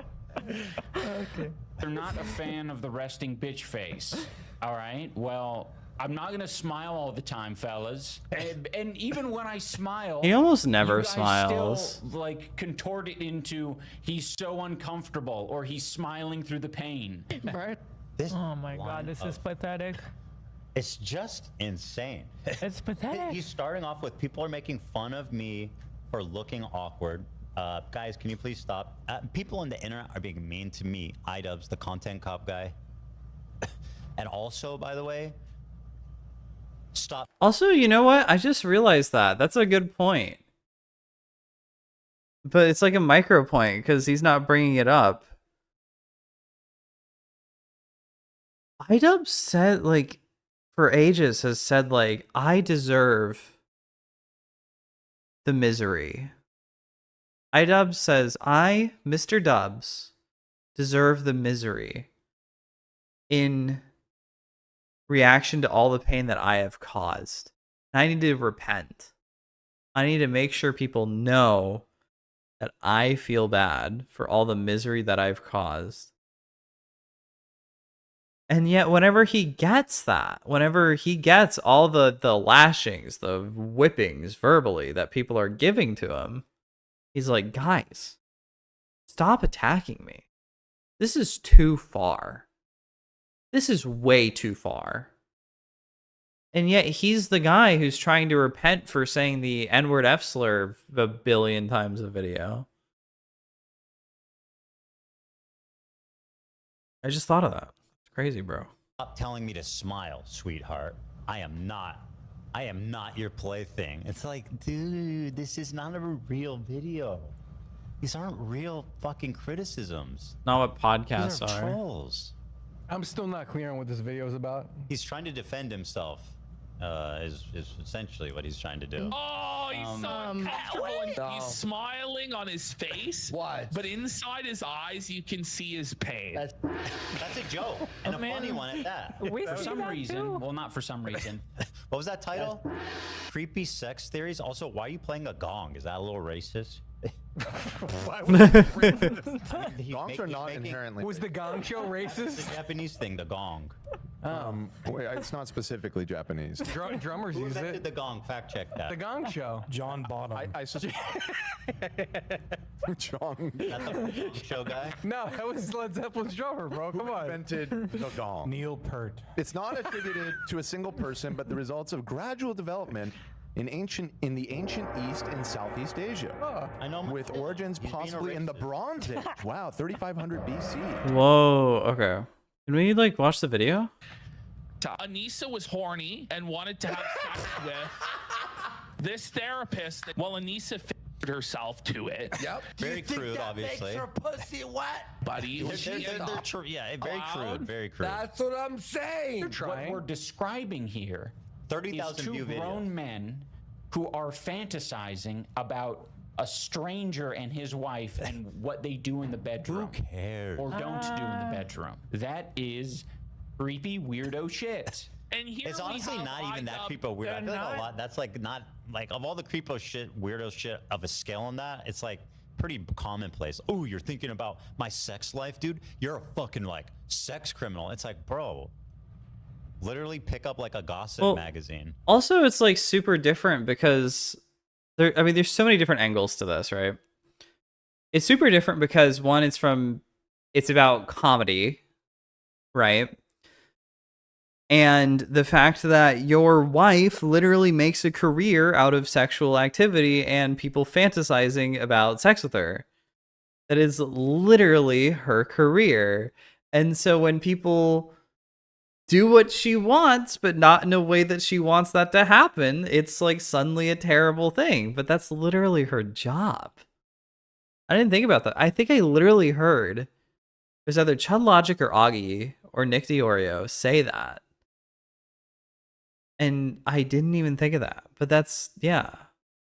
And so they're making humor, they're making jokes out of it, and suddenly it's a problem. You know? They say you want to fuck his dog. You think that that's serious? When you engage with OnlyFans and you're on that platform, it's obviously gonna come with comments like, you know, people making comments about that. That is the internet. Just get the bag. Yeah. Do the thing. Yeah, they don't get it. Maybe they don't maybe they can't come at it from that angle, but that's literally like she's making money off of people fantasizing about that. Folks, there's IDubbbz with the bull. He's using sexualized terms to describe a picture of me and my dog. And what are we doing? So many people. He's being hyperbolic. He's doing. What are we doing? He's doing a joke, dude. Oh my god. This guy said I was gonna fuck my dog. Can you believe how sick that is? He's like fucking a 2015 social justice warrior. He's turned into Zarna. He's like a Zarna? What? Humongous what? Oh, that lady. Say humongous what? He's making a reference to his penis. I was just sexually assaulted. That's what you're doing right now. I'll never forget the second girl in the background who goes, "What the fuck?" Right. Just the horror. The horror. The guy did a humongous joke. The horror. That's you God. right now, bro. Miss Mermaid in the chat said, as an adult performer, we generally want people to fantasize about us in that way. Yeah, it's good for business. See, she's even bad at OnlyFans. Oh god, the humongous thing was so fucking crazy. Does anybody remember that? The fucking guy had like a meth head daughter. And they had like a whole charity, I think, for her like rehab or something. I don't know what happened to that. I hope it went well. It'd be pretty fucking bad if it did. That guy was like a legend for a couple of years. Just for like being a chunky guy who made like a slightly off-color joke and got like harassed. It's like, That was wait, crazy. you're How fantasizing dare you about think me? about me sexually? You're Anyway, creepy. Please join my OnlyFans. Fucking crazy. People will tell Anissa and I of just like, don't feed into the hate. And it's like, okay, we're gonna post some normal stuff. Anissa posts just me with a picture of my dog, and this is the type of commentary we get about it. IDubbbz with the bull. Gorgeous Gabe Plowder in the back room of the salon. Wait, so that's not even about the dog. I just realized that. Dude, IDubbbz is such a fucking rat. That's not even about the dog. And even then, or this is just like him posting nicer content, quote unquote. But like, I feel like he's just not nice. And if he is, then Anissa definitely isn't. And not only that, but like,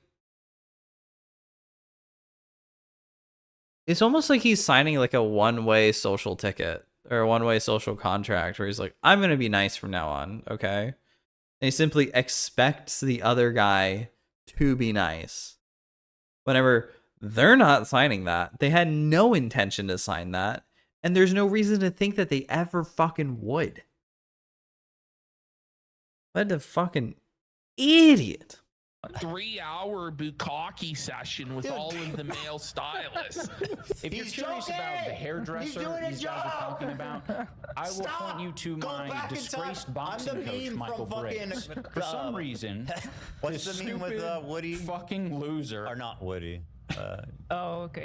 Where he's like, no, go back. No, it's from Breaking Bad. Oh no, or From the car window. or you think about Interstellar? There's also an intercept. Yeah, Walter in the car Hank, screaming no. Hank, no. Woody. I really, here's what I really want. I really want to hear his reaction to the potential scam of the $5,000. Yo. I thought it was Woody White. Yeah, Woody White. No, it's not Woody.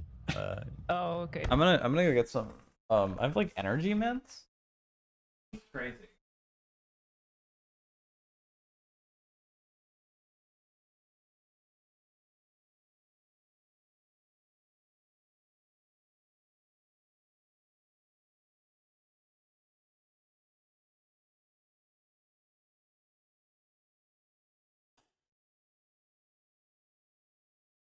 These things.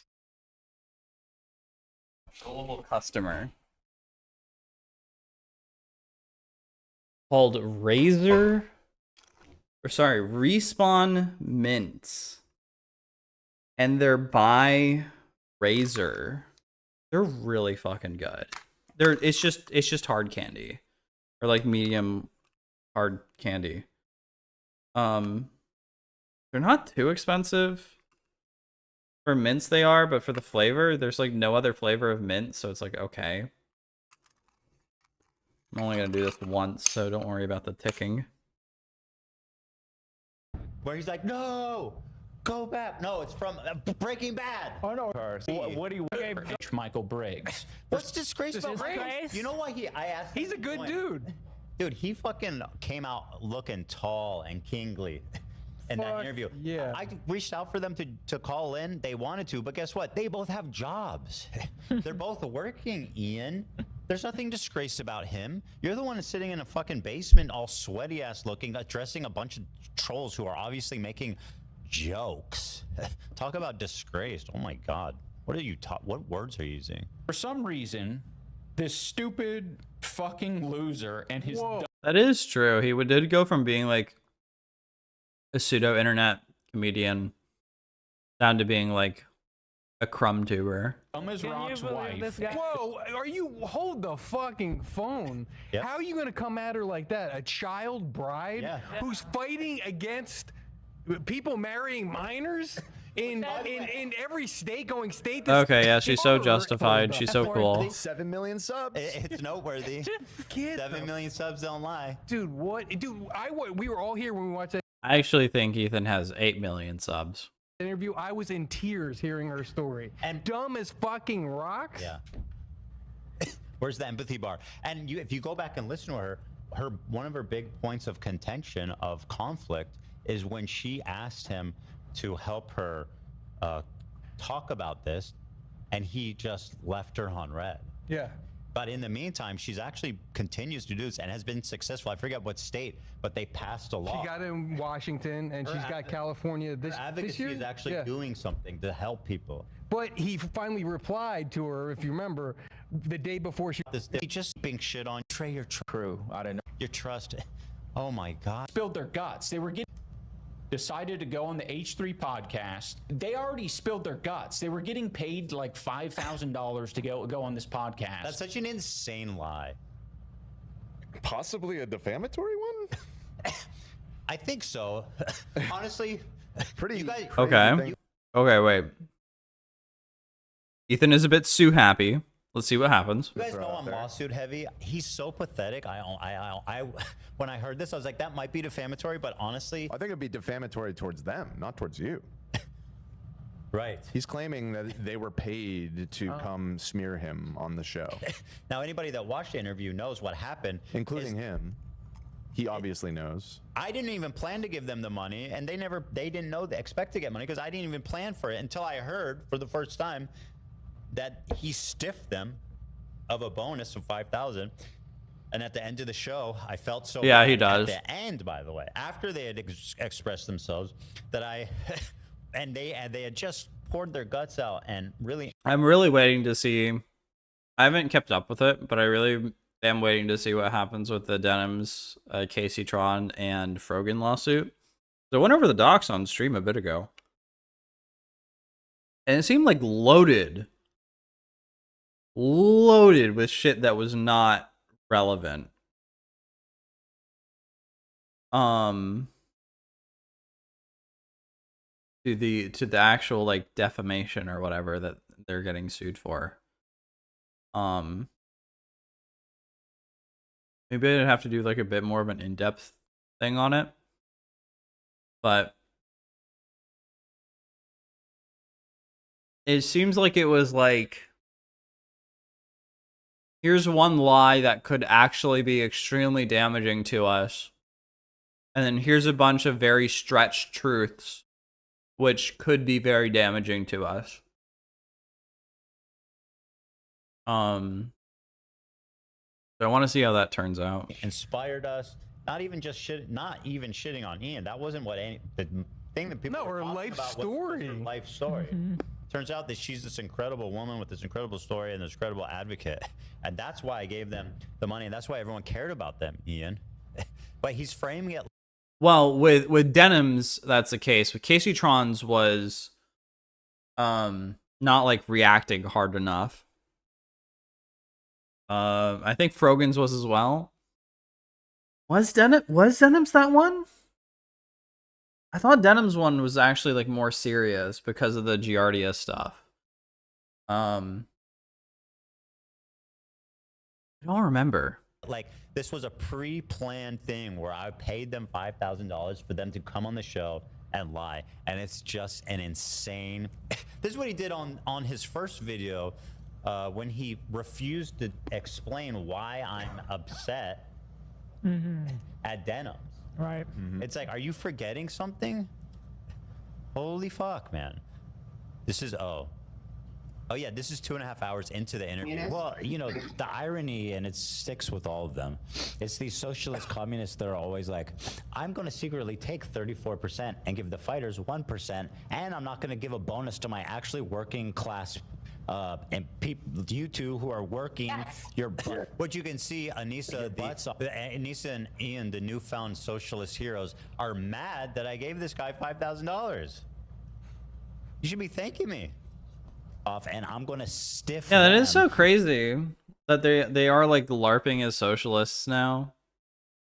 Ethan is literally like being like throwing his money to the fucking wind in some of these cases. To the point where he could have gotten scammed. He's like, oh, these people lost $5,000. I'll give them $5,000 right fucking now. Great. With like no verification at fucking all. That's like the best redistribution of wealth you can like hope for, right? Is literally just rich people just giving their money away for free. You don't even have like a system. It's like, oh, these people who fell on rough times, give them money. That's awesome.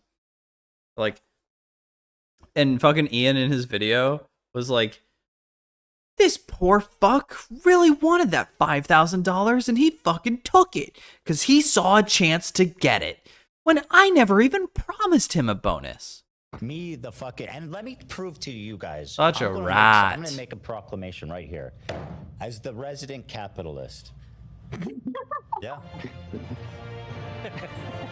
This was not discussed beforehand. This was. I made it clear. It's like it's on camera. I didn't want anyone to think that they were motivated in any way, so I said it clearly. Yeah, it all unfolds on camera in front of everybody, and he's gonna blatantly just lie about it. Like, everybody knows what happened. We all saw it. We all saw it, including you. That's the thing. That's my point. He saw it. You saw this. You cut it off, but he shows he shows a very short excerpt of you saying that you're going to give them money, as if to verify what he just said.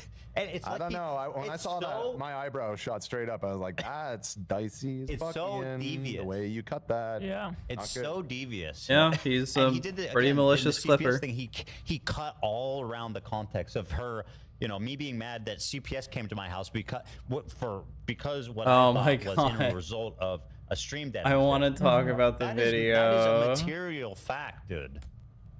Offered in any way, you guys are hearing this for the first time. You had no incentive to do this other than your rageful. We all mutually despising these two evil people. I'm putting words into your mouth a little bit, but I want to say here that I, the capitalist, will once again get on with it, ponying up. I know, get on with it. Stiffed you guys. I'm bathing in it, then sending you guys $5,000 for the bonus that you never got. Oh my god! Because he should have. Oh, for the bonus you never got, not as a replacement for the bonus. So you could even read that as he thinks that they deserve a bonus for doing their job. And that they got stiffed because whatever. This actually lines up perfectly with everyone else's story about Ian being extremely stingy. Because just for like socialist types, I would think like tipping the maximum amount and then some extra would like that would be your like goal, because these people they think that they're like underpaid, and obviously IDubbbz thinks these people are underpaid. He's literally shaming them for being poor. He's making jokes at their expense because they have too many expenses. I don't know. I couldn't make that work. I am brain dead right now. You should have never fucked you guys. Wow. That's insane. It's they're acting, they're pretending to be surprised. What a douchebag, bro. Holy fuck. What a liar. You're just a liar. I'm going to be sending you guys $5,000. When he made his content cops, AB, and you can attest to this because you used to be a big fan of his, they were like ironclad, right? He made it like he minimized as much as possible people's abilities to respond. No, he cut him off before. Yeah, he was. But he's doing the opposite here. Yeah. He's like, I lied, and you can easily prove it. Yeah. It's like, bro, whoa. Dollars for the bonus that you never got. I think that's true for 3 of the big 4. That's true for Leafy, Tanamojo, and Rice Gum. I'm not sure about Keemstar. Because I think I went back and watched it, and there was some stuff that Keemstar either had like already apologized for, or was just like, these are just like crazy old clips. And they're funny. I think the Keemstar one is like still, it's hilarious, but I think like as like how bad Keemstar actually was, I'm not certain. But that's also like a completely different time. I think it's super hard to judge in modern context. I think they were maybe afraid that they wouldn't get the money if they didn't thoroughly trash us. Yeah, that's defamation. That's what I'm saying. Like, this is actually crazy. That's just an outrageous, malicious lie. Not good. Yeah. You know what's not? How dare you? How dare you? Go ahead. I was just saying, you know what's not a lie? He looks greasy as fuck. You were right. Really like, does. Does he have some powder he could apply, or even his hair looks like it has? Dude, this is so fucking funny coming from like the bald guy who's literally in like a fast food burger joint right now, like as his background. And his like, he looks like he put on extra bald butter today just to shine more, just to like if somebody stares at he can light some anthills on fire if he turns his head a little bit more. No disrespect, it looks great on him, but like, let's be real here, he's bald. And then Ian looks like he just like stepped out of a grease pan. He looks like he stepped out of a fucking fryer. Like he's been at fucking McDonald's for the last 12 hours. And he is ready to smoke some meth. And he is just making this video because Anissa needs him to. He's so greasy looking. You're making this video, bro. At least take a shower for the fucking video. Yeah, something. I know you don't like showering, or maybe you're trying to save on the water bill. I don't know. No, they needed to go back to the start of the video when he wasn't greasy. He is sweating like a dog because he's in a basement with no like heat or temperature exchange except for I think a radiator that they got chained to. He seems like the type of guy who might be trying to save on the water bill. I guess. To be honest. Can his loving wife help a little bit? Like they do love each other. Help him. Someone on hospice. That's true. They live in Canada. Why are they saving on the water bill? You know, give your wife a. I can't believe you imagining me giving Dean a sponge bath. You're creepy and perverted. Creepy. They literally, dude. Okay. They literally moved to a place where the water is so insanely cheap compared to fucking California, where they have to fucking like import water because it's all fucking sand and glassy and fucking contaminated. I don't know if it's contaminated, but it's very much salt water over there. I didn't always get to the shower. Yeah. That's from his stream. We'll get to that. But he admits to not showering and to stinking as well. So them lots of gifties coming in. Scuffs with the 20 gifty membies. Presumably, Michael Briggs decided to invoke the name of one of his presumably friends and say that Anissa was like I am thirsting after fading. him. She definitely I want to had a big get crush to on one of the guys that would come in and spar with them, because anytime they would the spar, she would just be $5,000 super claim. into it Why and is he watch every showing moment. Yeah, even if he would like beat Ian up, she'd be very into it. For whatever it's worth, every time Michael Briggs, my disgraced boxing coach, would- Nobody cares. Disgraced and well. Why is he disgraced? He's a solid dude. Unsupported. Now changed his ways, and he's like, holy shit. The internet works. Tom's. What is it? It's Easter. Oh. I baked it and haters eat, and they're like, oh, by the way, you got like this big bonus. I was like, Which oh fuck. Because nobody asked for it. I'll pay for the bill. Yeah. And by the way, it's extremely normal for for a fighter like this in this position to tip their boxer, right? Yeah. I mean, you told us you tipped Wally. I Their tip coach. But yeah, the only What'd I thing say? is like Coach. talking about ahead of time, I found was a little unique. But besides that, yeah, I tipped Wally. I didn't tip Michael the first time because he wasn't my coach, and Well, he was just there for you. Yeah. For one fight. But Michael like dedicated years of his life to training this goofball. But anyway, his claim, Ian attempts to claim he's lying, but it really does track with everything we know happened.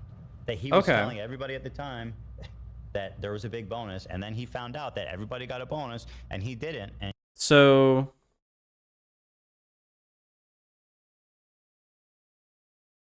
what I'm getting is that it's normal to tip your fucking coach. Everyone else got a bonus.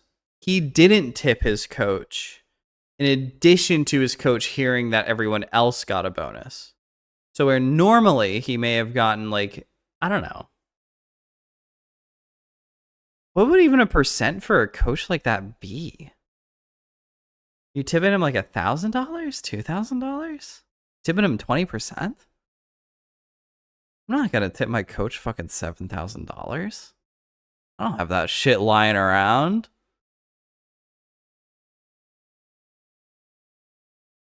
I mean, but then you're also giving like 4,000 or 5,000 to everyone else, right? So would that mean that he's like, even at 10%, that's 3,500, or that's three. He got paid 32,000, so that's 3.2 thousand. He didn't even get that, so I guess he got stiffed. Maybe I missed a percentage. he's feeling burned by it, understandably. Like right? AB said, oh, And you like tip I them said 7%. earlier, You tip them if you wanna look 2%, at the something like that. credibility scale, they're at the top and you're at the bottom. So I have no reason to believe you, and I have no reason not to believe them. There was never a bonus. I never spoke to these losers about a bonus. Losers. Well, you're a liar, so I don't care what you have to say about it. You're lying in this video. Was paying these people an hourly rate to do the job that I asked for them to do. Sound a lot like a capitalist to me. Right? Like, that's when I heard this part, I was like, dude, this guy is a fucking diehard capitalist. Like, Not only that, he kept like telling everybody that it's for charity. So they said they gave him like a discounted hourly rate because Oh shit, yeah, that's true. They did say that. I'm just always skeptical. But like Ethan's also right. The fucking coaches have like a way higher trust factor than fucking Ian does. I'm still skeptical to say that everything's true without seeing like receipts and shit. But if it is exclusively word versus word, I think I'm taking the coach's side. they thought, you know, they were doing something for charity, and they would feel bad to charge like a full rate. And also, they did on the side like a lot of free recording for. He told them there was going to be a documentary, so they thought their time was being invested towards something. interesting, And then he never did the documentary. that was going to promote his gym. And he never did anything with it because he's so fucking lazy. He never even thanked them on social, right? No. Didn't they say that? Right. He didn't do anything. I mean, that's literally the least you could do. I mean, the least amount of work. Well, listen to the capitalist Ian explain how he paid him fair and square and he doesn't owe them anything. And they got paid rate to do the job out of bonus. I was paying these people an hourly rate to do the job that I asked for them to do, and they got paid. This fucking loser with the beard got paid $32,000. That's the joke? This loser with a beard? You paid him $32,000. Okay, that's good. I wish there was more comments like that. Like, this is the fucking joke you came up with, you fucking idiot. $1 for like working with you for 2 years? Congrats. Oh shit, for 2 years? That's true. Cause he was doing like twice a days at one point, right? He's the coach. I mean, I guess he has a lot of other people working for him, but 2 years, that's $16,000 split between 2 years. And that's the discounted rate. So I'm assuming it probably would have, that's probably not heavy. Maybe it would be in 35, 40,000 total without the discount, I imagine. Unless it was heavily. That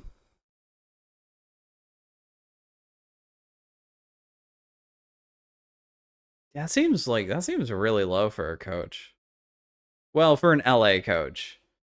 For like a Midwest or East Coast, that's a bit much, but for an LA coach, no, that seems about right, I guess. Congratulations. Am I supposed to think you're generous? Doesn't sound like you paid him enough. If I'm being totally honest, Ian, you cheap fucking loser. You literally don't shower to save money on your water bill. And we see it, dude. At least wash your face in the sink, man. AB, how much is it normally to pay a trainer for the month? It's honestly such a. I mean, I know it's a wide range, but like, it's so. From How things, much time they spend well, from things you've heard I from. I think that he was paying him a lot. I think that was a good amount. What he was paying him, like a very.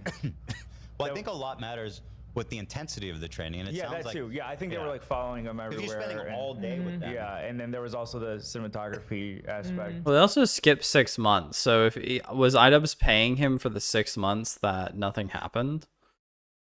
Or did he back out and then like resubscribe? So yeah. So anyway, here's capitalist Ian. An hourly rate to do the job that I asked for them Hourly, to do, so they probably and skipped. they got paid. This fucking loser with the beard got paid $32,000 for training an influencer to box, and she got paid $9,000 to film some of it. They conveniently never talked to either one of us about. 32,000 in how long? Yeah, that was the question too. It depends how many months is he training them before. AB, how long did you? Is he still there? So we were allocated $20K to pay for our training, and I think everyone's training was covered by that. In That's 1 year. for 1 year. In 1 year. Okay. But he was working with him 2 Thank you, years, AB. wasn't he? Thank you for answering me personally, AB. 20K times 2. He's That's not paying awesome, him even AB. the allocation. And how many months are you training for a fight? Yeah, the travel. Disclosing here. Because You'll hear that We from are me. at the 33 hours and 10 minutes mark. If you want to listen to this for yourself, I want to hear IDubbbz and Ethan respond specifically to the points. They conveniently don't have any text messages or emails or contracts that have anything to do with bonus money because that conversation didn't happen. So I reached out to Michael to see if he had anything, and he said that it was a verbal agreement, which again makes sense to me. You guys are boxing, you're training. This is not something you're gonna write down. You're saying, oh yeah, there's a bonus. Like, I mean, it makes sense. I believe him. You're lying in this video. They're lying to Ethan and his crew, and they're lying to the audience. How is it that we put on this great event, we raised $1.3 million for charity, and he promised us a bonus, and then right after the event, he just kind of pretend like he's too busy to check in with us. Too busy to check in with you? I don't need to fucking check in with you. I'm not. You're not my parents. Is that a joke? He seems like a pleasure to work with. Not my parents. Is that a joke? I think it's a joke. I think that qualifies. She went to have a Thanksgiving dinner with them. Yeah. And Oh, she's you're like right. shitting on them. I don't know who you are. I just spent like the most like the biggest family dinner with you. I don't know what's You're that right. about. Yes, it was a big deal because I remember it was. It was like at her little apartment or something. First Thanksgiving dinner. Yeah. So it was like a special thing for them. Yeah, I mean, you're just being a dickhead, bro. You're doing the same thing you did to me. Like, bro, we were never friends. It's like, Michael, I barely fucking even know you. It's like, shut up, dude. Well, that might be true because his memory and his executive functions are really declining. So it might be true that he just doesn't. Oh god, I wish Ethan could be edgy. You weren't promised a bonus. I was doing my I feel like there was a pretty like decent opportunity there to say something edgy and funny, but like whatever. shit. Why the fuck would I want to spend my time with you when I'm Whoa. Jesus Christ. Oh. That implies that he didn't like them even before. Yes. He's saying, Well, no, he cried because fucking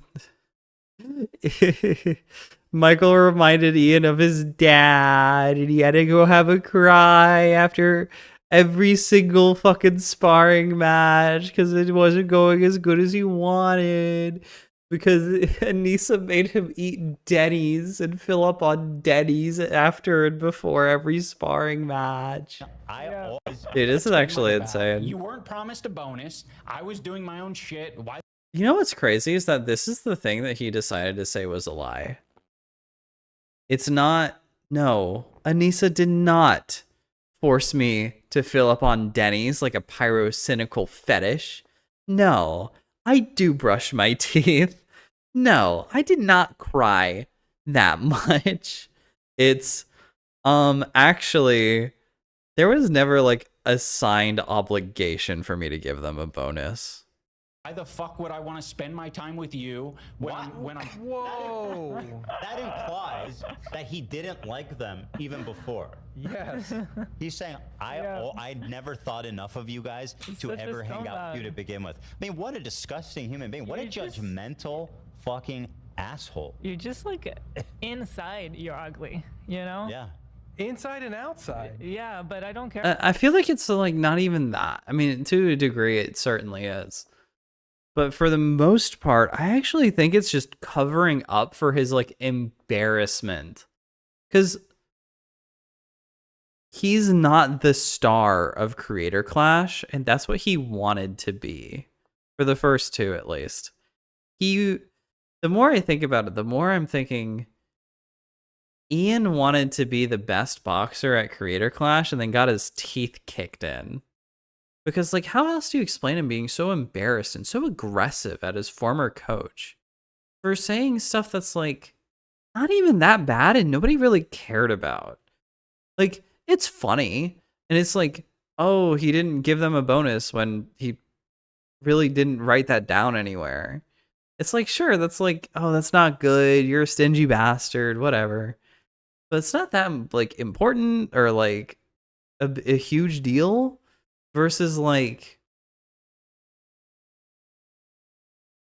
him just, I guess, like, feeling super embarrassed about, like, losing teeth and getting smashed in the head. Care about the outside as much, like inside. I do because it's kind of disturbing. He's greasy. It's kind of hard to look at.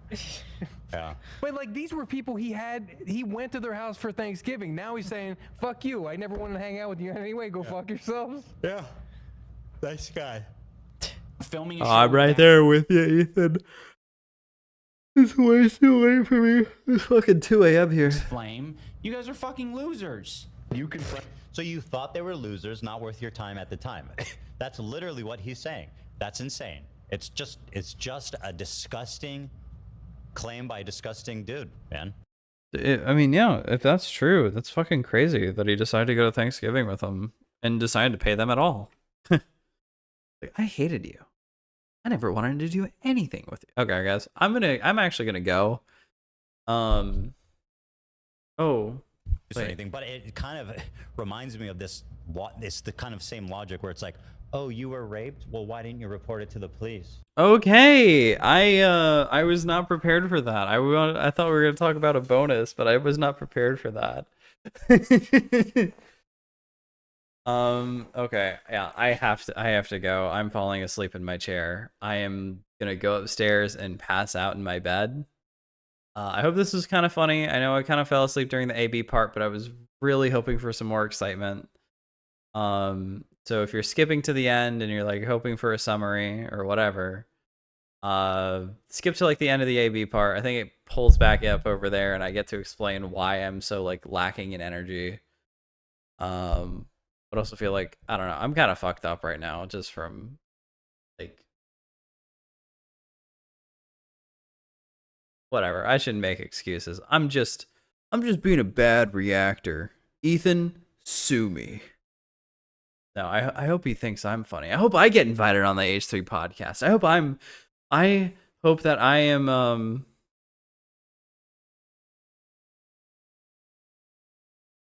what's Starkiller 2? I hope I'm BC. There's AB and then there's BC. Because I'm before Keemstar. I get on the H3 podcast before whatever, dude. I'm dying. I'm literally making like the shittiest fucking jokes. So good night everybody. I hope you enjoyed it. I hope I wasn't too shitty. I don't know when I'll be back. I'm kind of just streaming whenever the fuck I want. But mostly when something interesting happens.